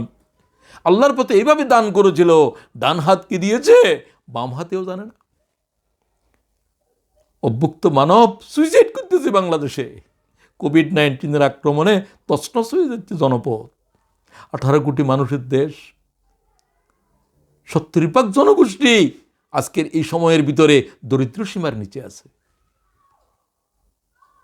ইসলামী আন্দোলনের দায়িত্বশীলেরা আলহামদুলিল্লাহ কোভিড-19 এই আক্রমণের বিরুদ্ধে তারা তাদের শক্তি সমর্থনে যে যুদ্ধে নেমেছে, ও আল্লাহ তুমি তাদেরকে কিয়ামতের দিন তাদেরকে আশ্রয় দেবে, তুমি তাদেরকে আশ্রয় দিবে যারা মানবতার সেবা এইভাবে নিজেদের হায়াত জীবনের ব্যয় করতেছে। এরপর তাদেরকে গ্রেপ্তার করে। কি জাতের জালেম এই দেশে আছে বুঝতেই পারি না। ঘরে আগুন লাগছে, এখন যে কেউ আগুন নিবাও, শত্রু হোক মিত্র হোক, না আমার দলের লোকেরাই নিভাবে, না হলে গড় দরকার হলে পুড়ে যাবে। তুই তোর চাইতে বড় জালেম দুনিয়া আছে? আমি আলোচনাকে সামনে নিয়ে যেতে চাই, তো আমাদেরকে শেষ করতে হবে, আপনাদের আরও প্রোগ্রাম থাকতে পারে। এখন তো আলোচনার মূলে আমি যেতে পারলাম না। আমাদেরকে এখন কিয়ামতের বিভীষিকার সামনে থেকে আমি সামনে চলে যাই এখন বিচারের কাছে। আজকের দিনটাই মূল বিষয় হলো বিচার। ইকতারাবা লিন্নাসি হিসাবুহুম ওয়া হুম ফি গাফলাতিন মুরিদুন। রাসূলুল্লাহ সাল্লাল্লাহু আলাইহি ওয়াসাল্লাম যখন কাঁদতে থাকবেন, আল্লাহ তাআলা আওয়াজ দেবেন। এই আল্লাহ প্রথম কথা বলবেন কিয়ামতের মাঠে, ইরফা রাসুকা ইয়া মুহাম্মদ, মুহাম্মদ মাথা উঠাও, উঁচা করো, মাথা উঠাও। জিব্রাইল পর্যন্ত আল্লাহর ভয়ে আজ বাকরুদ্ধ হয়ে যাবে, কথা বলতে পারবে না। ইয়াউমা ইয়াকুমুর, কোরআন শরীফ বলছে, ইয়াউমা ইয়াকুমুর রূহু ওয়াল মালাইকাতু সাফফান লা ইয়াতাকাল্লামুন। রূহ পর্যন্ত আল্লাহর ভয়ে আজ তার রূহ চলে যাবে। এক রূহ অর্থ জীবন, আর এক রূহ তো জিব্রাইল। 2 লক্ষ পয়গম্বরের জবান বন্ধ হয়ে যাবে, সুবহানাল্লাহ বিহামদি। সব নফসি বলে আওয়াজ তুলতে থাকবে। শুধু মুহাম্মদুর রাসূলুল্লাহ সাল্লাল্লাহু আলাইহি ওয়াসাল্লামের কান্নার আওয়াজ কিয়ামতের মাঠে আল্লাহ প্রথম রেসপন্ড করবে। ইরফা রাসুকা ইয়া মুহাম্মদ, মুহাম্মদ মাথা উঁচু করো। মুহাম্মদের কান্না আল্লাহ সইতে পারে না।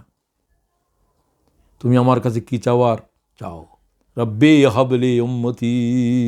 রাসূলুল্লাহ সর্বপ্রথম কথা বলবে, ও আল্লাহর উম্মতের উপর রহম করো, উম্মতের হিসাব শুরু করো। উম্মতের মগজ টকবক করতেছে, পরবর্তীকার সইতে পারতেছে না। কোনো পয়গম্বর পর্যন্ত আল্লাহর জাতের রাগের সামনে যাওয়ার সাহস করতেছে না। ব্যাখ্যে বলা হয়েছে হাদিসের, মুহাম্মদুর রাসূলুল্লাহর উম্মতের হিসাব সর্বপ্রথম শুরু হবে। আল্লাহ বলছে উম্মতে মুহাম্মদের হিসাব শুরু করো। সুবহানাল্লাহ বিহামদিহি। তো এখন হিসাব শুরু হবে। হিসাবের জন্য এজলাস খাড়া হবে, সাক্ষী তলব করা হবে। 3 ধরনের সাক্ষী থাকবে। আমলনামা এক সাক্ষী, ইকরা কিতাবাক কাফা বিনাফসিকা আল-ইয়াওমা আলাইকা হাসিবা। এই তোর হিসাব তুই কর, তুই জান্নাতি না জাহান্নামী, তোর আমলনামা তুই পড়। প্রত্যেককে দেওয়া হবে। কারো ডান দিক থেকে আসবে, কারো বাম দিক থেকে আসবে।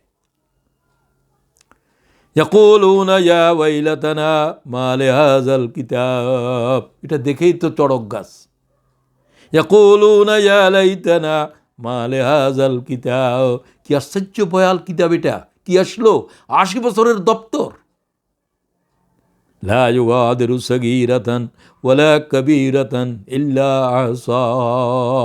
ঘুমের ভিতরে যে কথা বলছিল, একেবারে গোপনে কথা বলছিল, দুনিয়ার কেউ শুনে নাই, সে সমস্ত কথা পর্যন্ত রেকর্ড হয়ে গেছে।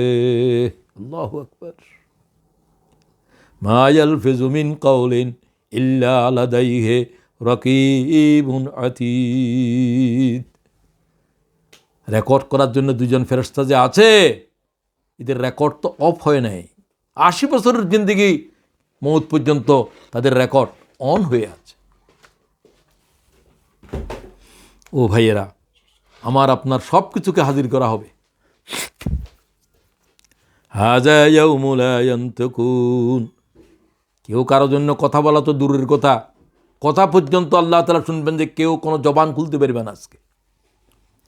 তৃতীয় সাক্ষী, اليوم نختم على أفواههم وتكلمنا أيديهم وتشهد أرجلهم بما كانوا يكسبون।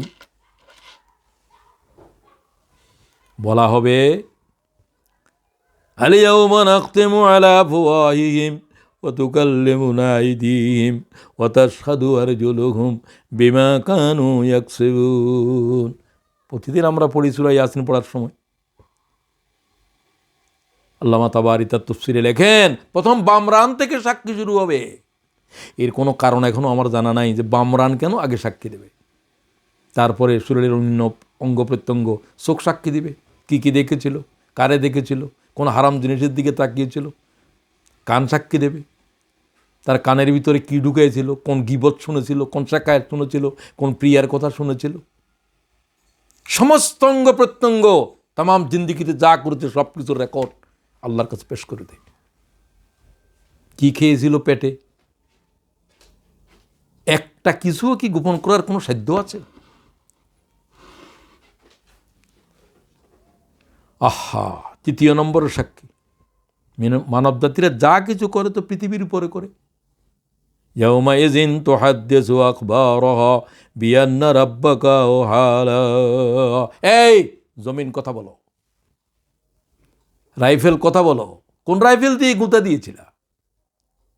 কোন রাইফেল দিয়ে নিরপরাধ ইসলামী আন্দোলনের কর্মীদেরকে জীবনের তরে পঙ্গু করে দিয়েছিলি? একটা মা নাই বিশ্ববিদ্যালয়ের ছাত্র দেখার পরে আমার কলিজা এইভাবে কাঁদতেছিল। আহা, মফিজ ভাই থানার ভিতরে গুলি করে, হাঁটুর ভিতরে গুলি লাগিয়ে দিয়ে জীবনের তরে পঙ্গু করে দিয়েছে। এরকম শত শত, অন্ধ করে দিয়েছে, পঙ্গু করে দিয়েছে।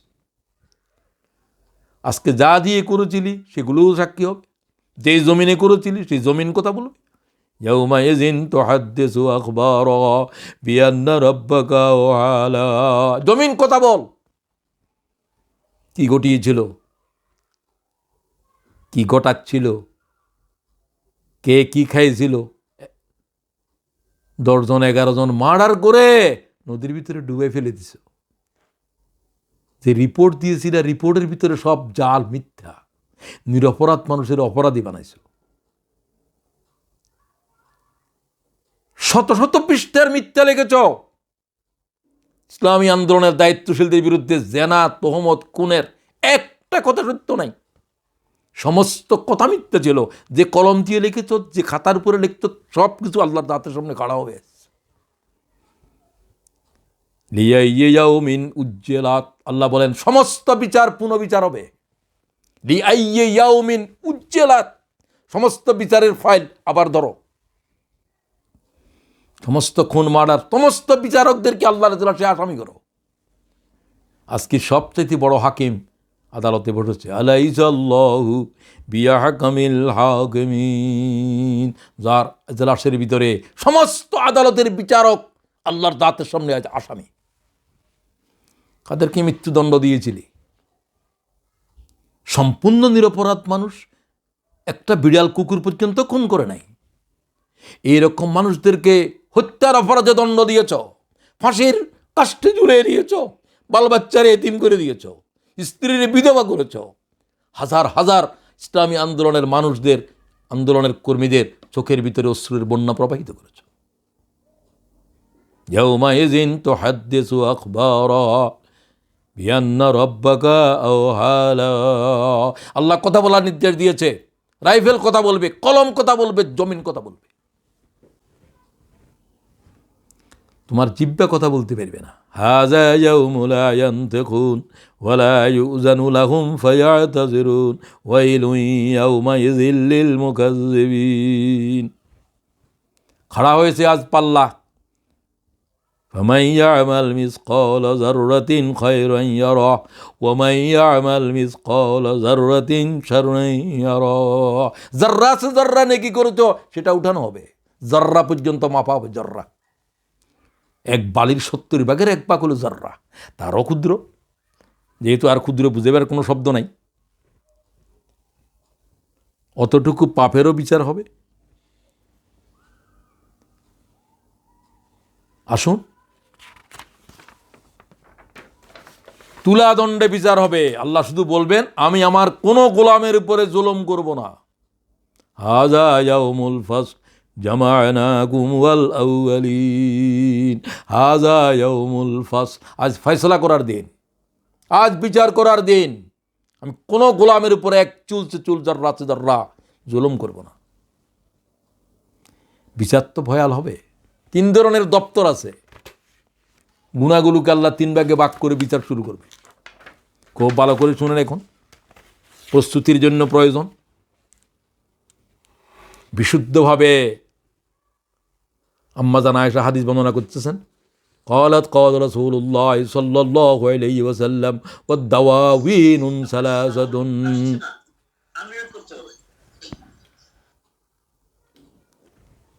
ওকে, আম্মা জান আয়েশা বলছেন, قال رسول الله صلى الله تعالى عليه وسلم الدواوين ثلاثة। প্রত্যেকের গুনাহকে 3 ভাগে ভাগ করা হবে। দিওয়ানুন লা ইয়াগফিরুল্লাহুল ইশরাকু বিল্লাহ, প্রথম দপ্তর, যে গুনাহ আল্লাহ ক্ষমা করবে না। বিশেষভাবে ক্ষমা করবেন এ কথাও আছে, তবে জেনারেলি যে গুনাহকে বলা হবে, যে গুনাহ ক্ষমার অযোগ্য, শিরক, সে গুনাহ। এই হাদিস বলার সময় রাসূলুল্লাহ কোরআনের আয়াত তেলাওয়াত করেছেন। আয়াতটা এটাই, ইয়াকুলুল্লাহ, রাসূলুল্লাহ বলেন, আল্লাহ তাআলা কোরআনে বলছেন, এই হাদিসের এই অংশ বলার পরে, ইন্নাল্লাহা লা ইয়াগফিরু আন ইউশরিকা বিহি ওয়া ইয়াগফিরু মা দুনা যালিকা লিমান ইয়াশা। সূরা নিসার 48 আয়াত। নিশ্চয়ই আল্লাহ তাআলা শিরক গুনাহকে মাফ করবে না, মাফ করবে না, মাফ করবে না। আল্লাহ বলছেন অন্য সব গুনাহ ক্ষমার যোগ্য। তবে হ্যাঁ, কোরআন শরীফের একটা আয়াতের ভিতরে আল্লাহ বলছেন, একান্তভাবে তওবাকারী ব্যক্তির এই গুনাহও মাফ করে দেয়া হতে পারে। আল্লাহ ইচ্ছা করলে মাফ করতে পারেন, তবে জেনারেলি আল্লাহ বলছেন এই শিরক মাফ হবে না। আর যদি মাফও হয়, ভয়ঙ্কর তওবা লাগবে, যে তওবা তওবাতুন নসুহা। ইন্নাহু মান ইউশরিক বিল্লাহি ফাকাদ হাররামাল্লাহু আলাইহিল জান্নাহ। শিরককারীর জন্য জান্নাতের নিয়ামত, জান্নাতের तमाम ফল, तमाम নহরের পানি হারাম, হারাম, হারাম।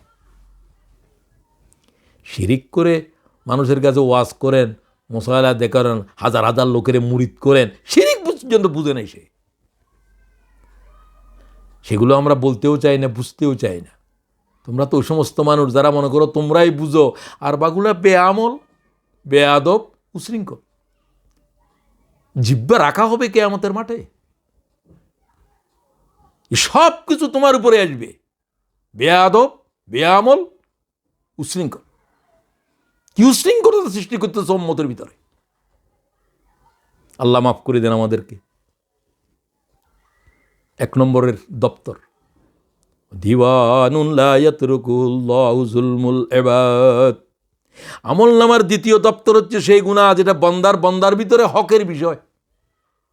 এটা বান্দা শুধু মানুষ নয়, গরু ছাগল থেকে শুরু করে আল্লাহর মখলুকের পরস্পরের ভিতরে একের সাথে অকের। গরুর বলদ গাড়ি টানছিল, বসে গেছে, গাড়ি টানতে পারতেছে না, আহারও দাও নাই, পারতেছে না, তারপরেও বোঝা দিয়েছ, আজ মালিকের বিরুদ্ধে আল্লাহর সামনে বাদী হবে সে। এটা দুনিয়ার কোনো আদালতে বিচার হয় নাই। আল্লাহ বলছে আজকে এই বিচারও হবে। একটা গরু আর একটা গরুকে শিং মেরেছিল, দুর্বলটাকে শক্তি দিবে আর ওটাকে দুর্বল করবে। আল্লাহ বলছে তাকে শিং মারি গুঁতা করে দাও, কুন্তু তোরাবা, তোমরা মাটি হয়ে যাও। কোনো বিচার রাখা হবে না। আব্দুল্লাহ ওয়ালা তুশরিকু বিহি শাইয়্যা, হুজুর পাক সাল্লাল্লাহু আলাইহি ওয়াসাল্লাম বললেন হকের মোসাইলা সম্পর্কে কঠিন বিচার হবে কিয়ামতের মাঠে। কবার হজ করেন আর কি করেন, কি জিকির করান, আপনি কি বুঝেন, আমি তো কিছু বুঝি না, আমি তো এখনো বুঝে নাই, আপনি কি বুঝছেন আমি জানি না। সূরা নিসার 36 নম্বর আয়াত পড়ে নিও। আমি শিবির কর্মীদেরকে বলতে চাই, এবং এই আয়াতের দর্জ দাও। এখানে আল্লাহ 10টা হক বয়ান করেছে, প্রত্যেকটা হকের উপরে মামলা হবে। আল্লাহটা তো শিরিক গেল, সেটা প্রথম দপ্তরেই গেছে। ওয়াবুদুল্লাহ ওয়ালা তুশরিকু বিহি শাইয়্যা ওয়া বিল ওয়ালিদাইনি ইহসানা। 2য় হকের মামলা হবে মা বাপের মা বাপ কার বিরুদ্ধে বাদী হবে? যার বিরুদ্ধে মা বাপ কারা হবে তার রেহাই নাই। আল্লাহর কসম সে জাহান্নামী। সে যদি রাসূলুল্লাহর সাহাবীও হয়। হুজুর বলছে জীবন্ত আগুনে জ্বালায় দাও। মা বলছে ইয়া রাসূলুল্লাহ, সে আমার কষ্ট দিয়েছে। হুজুর বলছে আগুন নিয়ে আসো, আগুনে জ্বালায় দাও আমার চোখের সামনে। সাহাবীরে, আপনারা আলকামার ঘটনা বলছেন, ঘটনা সত্য মিথ্যা যাই হোক, এটা অন্য হাদিস দ্বারা সাপোর্টেড। মাতা পিতা ওই ভয়ঙ্কর জিনিস। আমি আন্দোলনের কর্মীদেরকে বলতে চাই, তোমার মা বাপ যদি তোমার বিরুদ্ধে বাদী হয়ে থাকে, তোমার ইসলামী আন্দোলন না করা উচিত। তাদেরকে রাজি করাইতে হবে। ওয়াইন কানা কাফেরা, তারা যদি কাফেরও হয়, তাদের দোয়া বদদোয়া আল্লাহর আরশে সরাসরি কবুল হবে। সাহাবী জিহাদের জমিনে আসছে, হুজুর কয় তোমার বাড়িতে গিয়ে আছে? হুজুর আমার আব্বা আম্মা আছে। তারপর কি অবস্থায়? কয় অসুখ। যাও এখন চলে যাও, তোমার জিহাদ প্রয়োজন নেই, তুমি তোমার আব্বা আম্মাকে দেখো। হাসপাতালে তোমার মা, তুমি এখানে প্রোগ্রামে সভাপতিত্ব করো। তুমি কি ইসলামী আন্দোলন বুঝছো? তুমি কোন নেশায় পাইছে তোমার? এরকম নেশা একসময় আমারও পেয়েছিল না। এই সমস্ত ক্ষেত্রে নেশাখোর হলে চলবে না। কোনো নেশা নাই ইসলামে, একেবারে বিবেকের সক্রিয় রাখতে হবে। বেজিল করবা, আত্মীয়তার হক বলে ইয়াতামা, যেখানে আত্মীয় সেখানে এতিম। একবারে আল্লাহ একসাথে বলছে। এতিমের ভিতরে যারা করবা তার হক বেশি। ওয়াল মাসাকিন, 70% জনগোষ্ঠী, 18 কোটি মানুষের ভিতরে 70% মানুষ দরিদ্র সীমার নিচে আছে, মিসকিনের ভিতরে আছে, আত্মহত্যা করতেছে। তুমি শুধু লকডাউন দাও, না দিয়ে উপায় নাই, এরা কি খাবে? বলে জিল করবা, তোমার প্রতিবেশী। আমি হকটক বয় আলোচনা করতে পারবো না। বল জারিল জনুব, অনাত্মীয় অমুসলিম প্রতিবেশী। আল্লাহ তাআলা আলাদা করে বললেন অনাত্মীয়, এ আরেক তফসির হচ্ছে অমুসলিম। সাহেবে ওয়াল জারিল জনুব, মুসলিম প্রতিবেশী, অমুসলিম প্রতিবেশী, এবং তোমার স্ত্রী, স্পাউস, স্ত্রীর জন্য স্বামী, স্বামীর জন্য স্ত্রী। প্রত্যেকের হক জর্রা জর্রা করে হিসাব শুরু হবে কিয়ামতের মাঠে। সাহেবে বিনজাম ওয়া বিনিস সাবিল ওয়া মা মালাকাত আইমানুকুম। সুতরাং এরপরে 3 নম্বর হকের মামলা। হাজার হাজার আন্দোলনের মানুষ, কোটি কোটি মানব কিয়ামতের জমিনে বেঁচে যাবে। আজকের দুনিয়ায় প্রস্তুতি কি? খুব ভালো করে বুঝেন এগুলো। হকের বিষয়ে আল্লাহ তাআলা বলছেন যে আমি কাকেও মাফ করব না, যার হক তাকে আদায় করে ছাড়ব। শুধু হাদিসটার অনুবাদ করছি, সময় যেহেতু নাই। হুজুর বললেন তোমরা কি জানো সবচাইতে নিঃস্ব কে? হুজুর বললেন তাদের টাকা পয়সা নাই, তাদের অর্থবিত্ত নাই। হুজুর বলছেন না, আল মুফলিসু মিন উম্মতি, আমার উম্মতের সবচাইতে নিঃস্ব ব্যক্তি সে যে কিয়ামতের দিন ইয়াতি ইয়াউমাল কিয়ামতি সালাতিন ওয়া সিয়ামিন ইয়াতি কাদ শাতামা হাযা ওয়া কাযাফা হাযা ওয়া আকালা মালা হাযা ওয়া সাফাকা দামা হাযা ওয়া যারাবা হাযা ফায়ুতা হাযা মিন হাসানাতি। সে তো নেক আমলের পাহাড় নিয়ে উঠবে। 10 বার হজ করছে, প্রত্যেক নামাজ জামাতের সাথে পড়ে, কিন্তু সাথে সাথে কারে থাপ্পড় দিছিল, কার বিরুদ্ধে গীবত করেছিল, কার বদনাম করেছিল, কারে হত্যা করেছিল, কার সম্পদ লুণ্ঠন করেছিল, কার ঋণ ছিল, এই সবকে নিয়ে উঠবে। এই সব আল্লাহর কাছে তার বিরুদ্ধে খাড়া হবে। আল্লাহ বলেন এদের হক আদায় করো। হক কি দিয়ে আদায় করবে?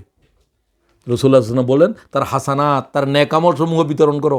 তুমি এইরকম আঘাতের জন্য এতগুলো নেকি দাও, এতগুলো নেকি দাও। নেকি দিতে দিতে আর নেকি নেই, কিন্তু তার আজও অভিযোগকারী রয়ে গেছে। হাদিসের লফজ আইয়ুকজা মা আলাইহি ওখেজা মিন খাতায়া। হুজুর হাতে তো আর নেকি নেই, আল্লাহ কত এদের বদি গ্রহণ করো, খাতা গ্রহণ করো। ফাতুরিহাত আলাইহি, তার উপরে চাপিয়ে দেওয়া হবে এদের গুনাহ। যার অন্যায় করেছিল, যার বদনাম করেছিল, যাকে আঘাত দিয়েছিল, যাকে নিরাপদভাবে জুলুম করেছিল, যার ঋণ সে খেয়ে ফেলছিল, এখন তার গুনাহ তুমি বহন করো। সুম্মা তোরে হাফিন্নার, সুম্মা তোরে হাফিন্নার, অন্যের গুনাহ তার গর্দানের উপরে নিয়ে রাসূলুল্লাহ ফরমান তাকে জাহান্নামে নিক্ষেপ করা হবে। এর চাইতে বড় হতভাগ্য কে হতে পারে? আজকের প্রস্তুতি কি? যা বলা হলো এগুলা হক। একজনের বদনামি করেছেন, গীবত করেছেন, তার হক, তার ইজ্জত নষ্ট হয়েছে। আঘাত করেছেন, আঘাতের জবাব দিতে হবে। তার উপরে জুলুম করেছেন, জুলুমের যা করেছেন সেটার ক্ষতিপূরণ দিতে হবে। এইভাবে ক্ষতিপূরণ দিতে দিতে তার আর নেকিই নাই, শূন্য হয়ে গেছে। এরপরে আরও অভিযোগকারী রয়ে গেছে। এখন তার বদামল নাও। সব ভাই বোনদেরকে বলতে চাই, কিসের সোয়াবের হিসাব করে কিছু সময় পর্যন্ত কোন জমাতের সাথে ঘুরছিলাম, খালি কয় এক কদমের ভিতরে এত কোটি। কি পাগলের দেশে আসলাম? মানুষ তো গুনার হিসাব করে, এরা শুধু নেকির হিসাব করতেছে কেন? নেকি এগুলো যে কবুল হয়েছে কে বলছে?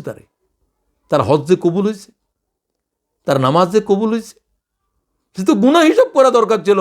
ও আল্লাহ কত অপরাধ করেছে জীবনে, সবসময় তো ইস্তেগফার করা দরকার ছিল না।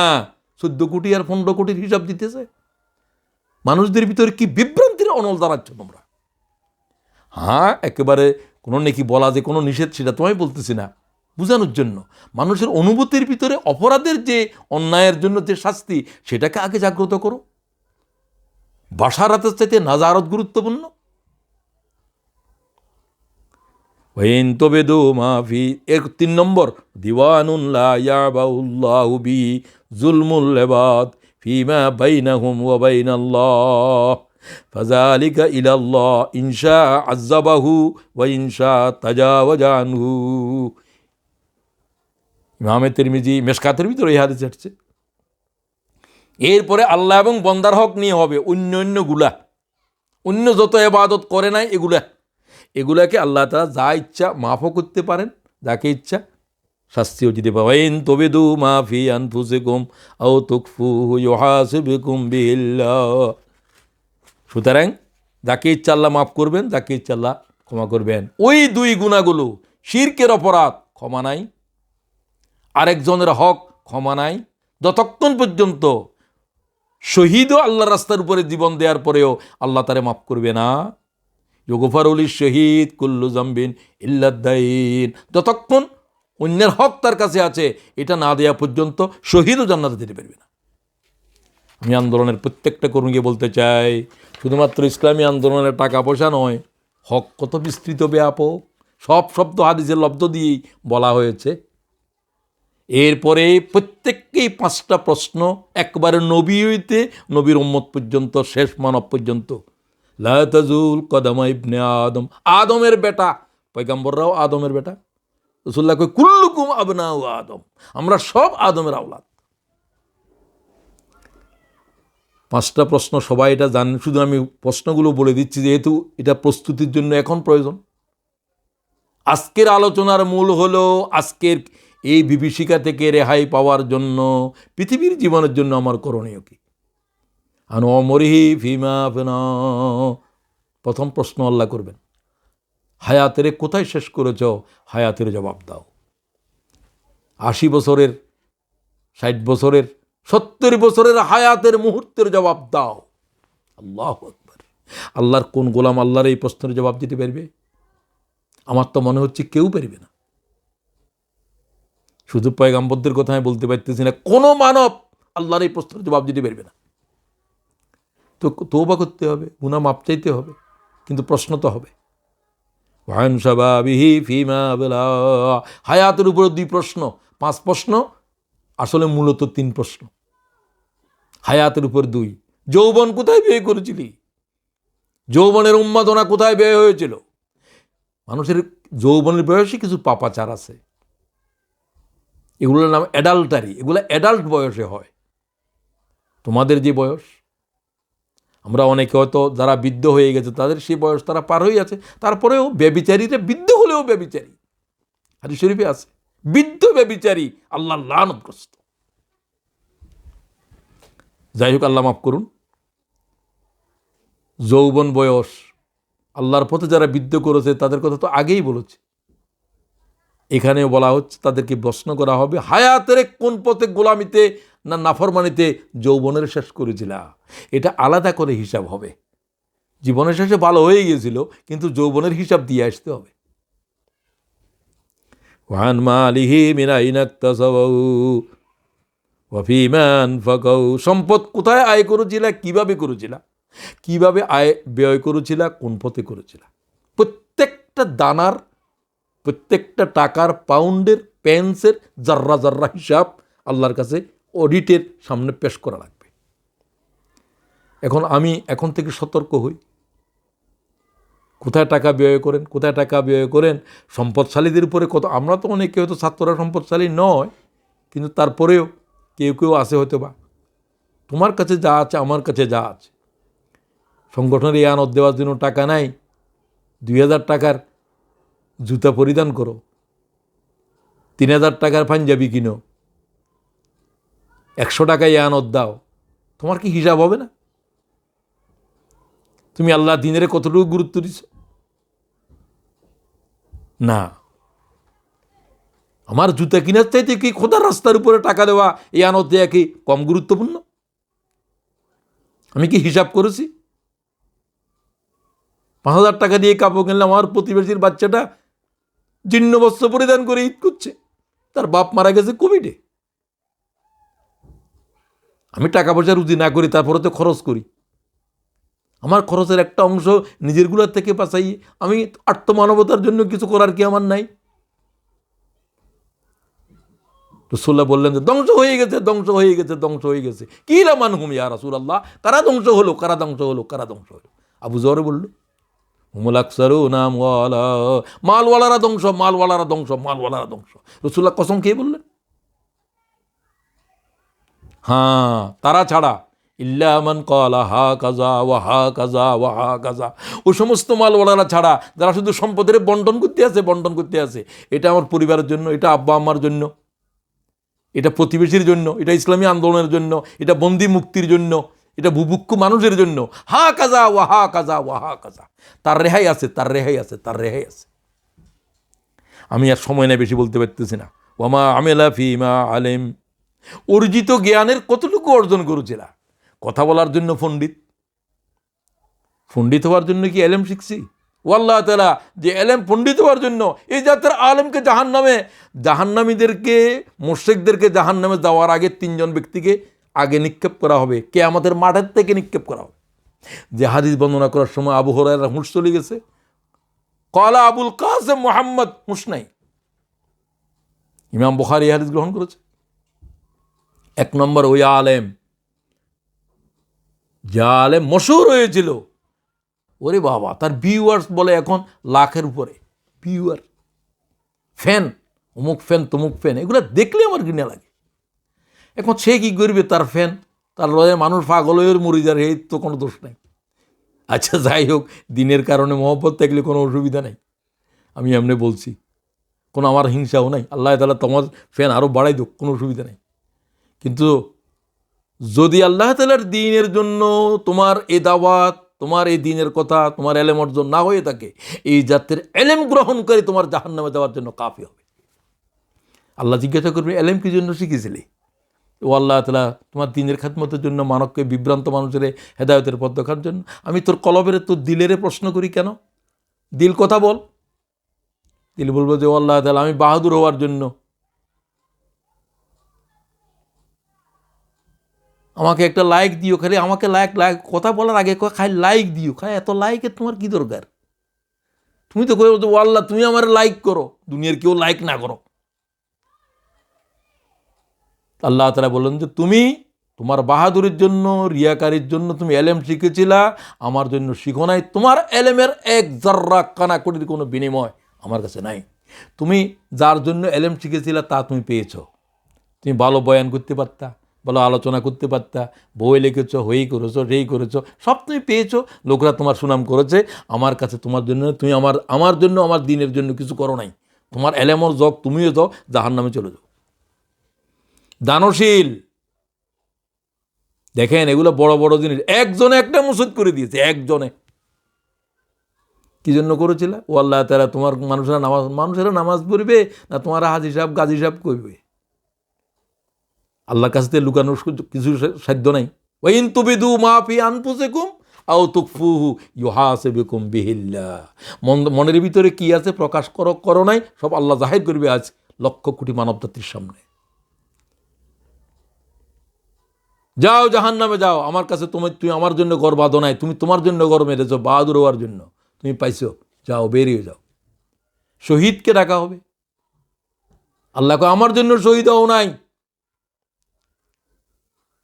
মান কাতালা লিতাকুনু কালিমাতুল্লাহিল উলিয়া, আমার কালেমাকে বুলন্দ করার জন্য জীবন দাও নাই, হিংসার জন্য জীবন দিয়েছিলা, তারা আমাদের কর্মী হত্যা করছে, আমিও করব।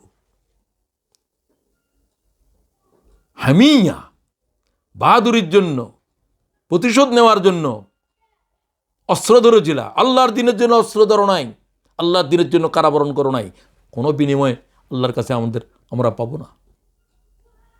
এদেরকে আগে জাহান্নামে নিক্ষেপ করা হবে, কাফের জাহান্নামে যাওয়ার আগে। ব্যাস, আমি আলোচনার শেষের দিকে যেতে চাই। শেষ কথাটা বলতে চাই এই জন্য যে আমাদের প্রস্তুতি আছে কি হবে। আমি 60টা কথা বলতে চাই, শুধু কথাগুলো বলে যাব।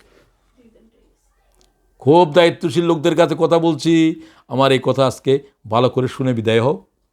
এক, যে 60টা বিষয়ে আপোষহীন যদি আমরা হতে পারি, আমাদের আখিরাতের সংকট আমাদের জন্য কোনো ভয়াল কিছু হবে না। আমি মনে করি আমার সমগ্র জিন্দিগির এলেম আমার এই কথাই বলছে, যা এখন আমি বলতেছি। ইমানের উপরে অটল এবং অবিচল থাকবো, আমি কথা এইভাবেই বলছি। এটা আমার সিদ্ধান্ত, তোমরা তোমাদের সিদ্ধান্ত নাও যারা আলোচনা শুনছো।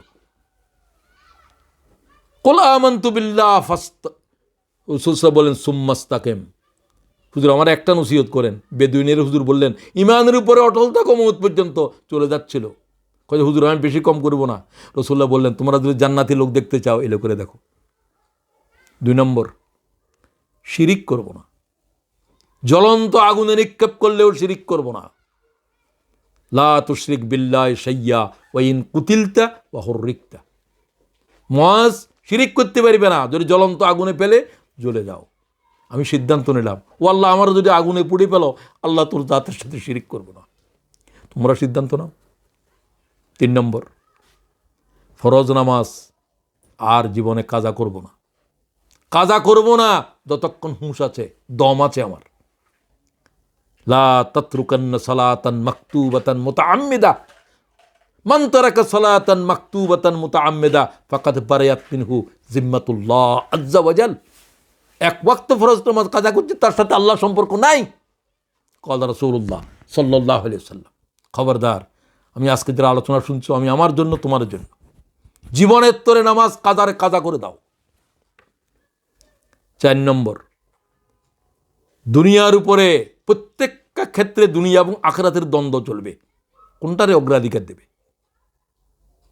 ফাসিরু মা ইউবকা আলা মা ইয়াফনা। রাসূলুল্লাহ বলছে যেটা ফানা হয়ে যাবে তার উপরে যেটা থাকবে তারে গুরুত্ব দাও। কুনু মিন আবনাই আখিরাত, তোমরা আখিরাতের আওলাদ বনো। ওয়ালা তাকুনু মিন আবনাই দুনিয়া, দুনিয়ার আওলাদ বনিও না। ক্বালা রাসূলুল্লাহ। ওয়াল্লাহ, আমরা সিদ্ধান্ত নিলাম। মাওলানা মওদুদী বলেন আখিরাত কো তরজিহ দে না, আখিরাত কো তরজিহ দে না। শুধু মাওলানা এই কথার উপরে নসিহত করতেছিলেন কয়েকবার, আখিরাত কো তরজিহ দে না, আখিরাতের গুরুত্ব দাও, দুনিয়ার উপরে আখিরাতের গুরুত্ব দাও।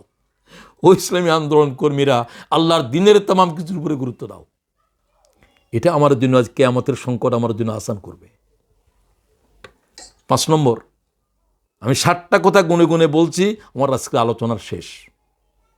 অন্যের হক, অন্যের ঋণ কবরে যাওয়ার আগে পরিশোধ করো।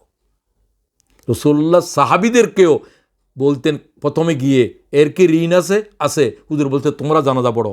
আল্লাহর কসম, রাসূলুল্লাহ কোনো ঋণগ্রস্ত ব্যক্তির জানাজা পড়ে নাই।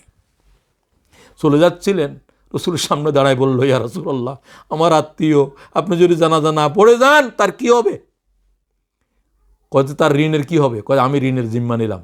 হুজুর জানাজা পড়ালেন, বললেন যে জিম্মা নিয়েছ তাকে ঋণ শোধ করতে হবে। ইসলামী আন্দোলন কর্মীদেরকে বলতে চাই, সংগঠনের কোনো ঋণ যদি থেকে থাকে খবরদার বলতেছি আমি, তুমি এতিমের মাল খেয়েছো, জীবন্ত আগুন খেয়ে ফেলছো। একটা টাকা খেতে পারবে না, হিসাব বাইরে খেতে পারবে না, নিতে পারবে না। রসিদ ছাড়া কোনো আয়, বাউচার ছাড়া কোনো ব্যয়, হারাম হারাম হারাম। আমি বলতেছি সংগঠনের ঋণ তো আরও ভয়াল। সংগঠন হচ্ছে এতিমের মাল। হযরত ওমর বলেন, ইন্নামা আনা ওয়া মাল কাওয়ালিয়ুল এতিম, আমি এবং বাইতুল মাল এতিম এবং এতিমের মালের পাহারাদার। প্রত্যেক দায়িত্বশীল এখানে আসছে কথা শুনতেছ।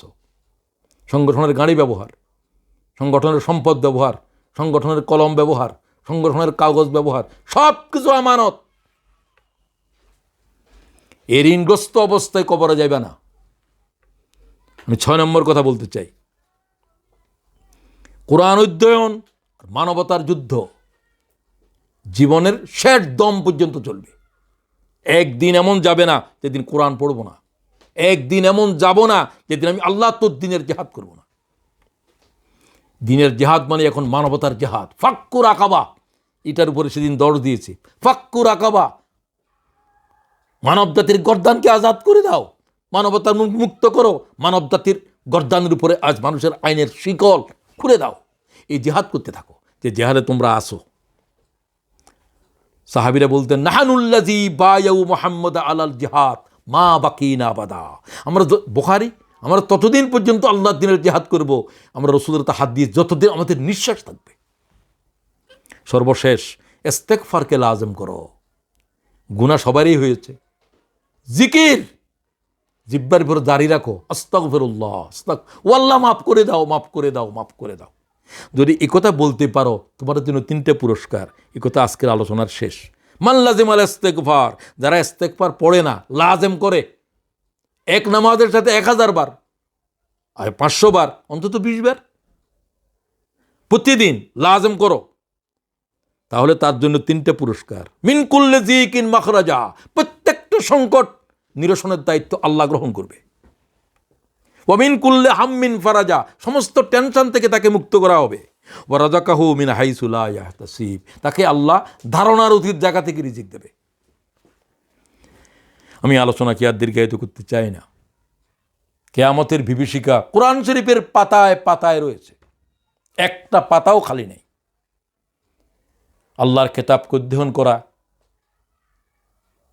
সবার জন্য জরুরি। তোমরা প্রত্যেকে হিসাব নাও, আলহামদুলিল্লাহ, আল্লাহর শুকরিয়া আদায় করো। ইদার একটা সংগঠন পেয়েছো, যে সংগঠন প্রতিদিন আল্লাহর কোরআনের অধ্যয়ন করতে বলে। মায়ে বলে নাই, বাপে বলে নাই, খুব কম মা বাবারাই বলে এরকম, লাখ কোটির ভিতরে একজনও পেতেন। কিন্তু এই সংগঠন তো লক্ষ লক্ষ আন্দোলনের কর্মীদেরকে আল্লাহ তোর কোরআন শরীফের হাতে তুলে দিয়েছে। সে কোরআনটাকে অধ্যয়ন করো এবং সে কোরআন শরীফের সব কিছুর জবাব দেবে। তুমি কোরআন শিখাও, কোরআন তোমার সব কিছু শিখিয়ে দেবে। আল্লাহ তাআলা আজকের আলোচনা যারা শুনলেন, কিয়ামতের যে সংকট আমাদের সামনে, আমি এখন চোখ বুঝবো, আমার জন্য আখিরাত শুরু হয়ে গেছে। তুমি চোখ বন্ধ করেছো, সবার আখিরাত আসবে, কিয়ামত এটা তো পরে, আমার আখিরাত শুরু হবে আমার চোখ বন্ধ করার সাথে। এই সব কিছু আসবে আমার কাছে, কবর সংকট থেকে শুরু হয়ে যাবে। সুতরাং আমি আর সময় ব্যয় না করে এখন থেকেই আখিরাতের সংকট মুক্তির জন্য আজকে যারা আলোচনা শুনলাম, আমি আমার জন্য, তোমরা তোমাদের জন্য, খুব দায়িত্বশীল ভাইদের কাছে আমি কথা বলছি। এই মানসিকতার এই আরজু হৃদয়ে রেখে আল্লাহ এই কথাগুলো আমাদের কর্মী ভাইদের হৃদয়ে পৌঁছে দেওয়ার জন্য আল্লাহ তাদেরকে হিম্মত আফজা করো, তাদেরকে তৌফিক দাও। ওমা তৌফিক ইল্লা বিল্লাহ। আসসালামু আলাইকুম ওয়া রাহমাতুল্লাহি ওয়া বারাকাতুহু।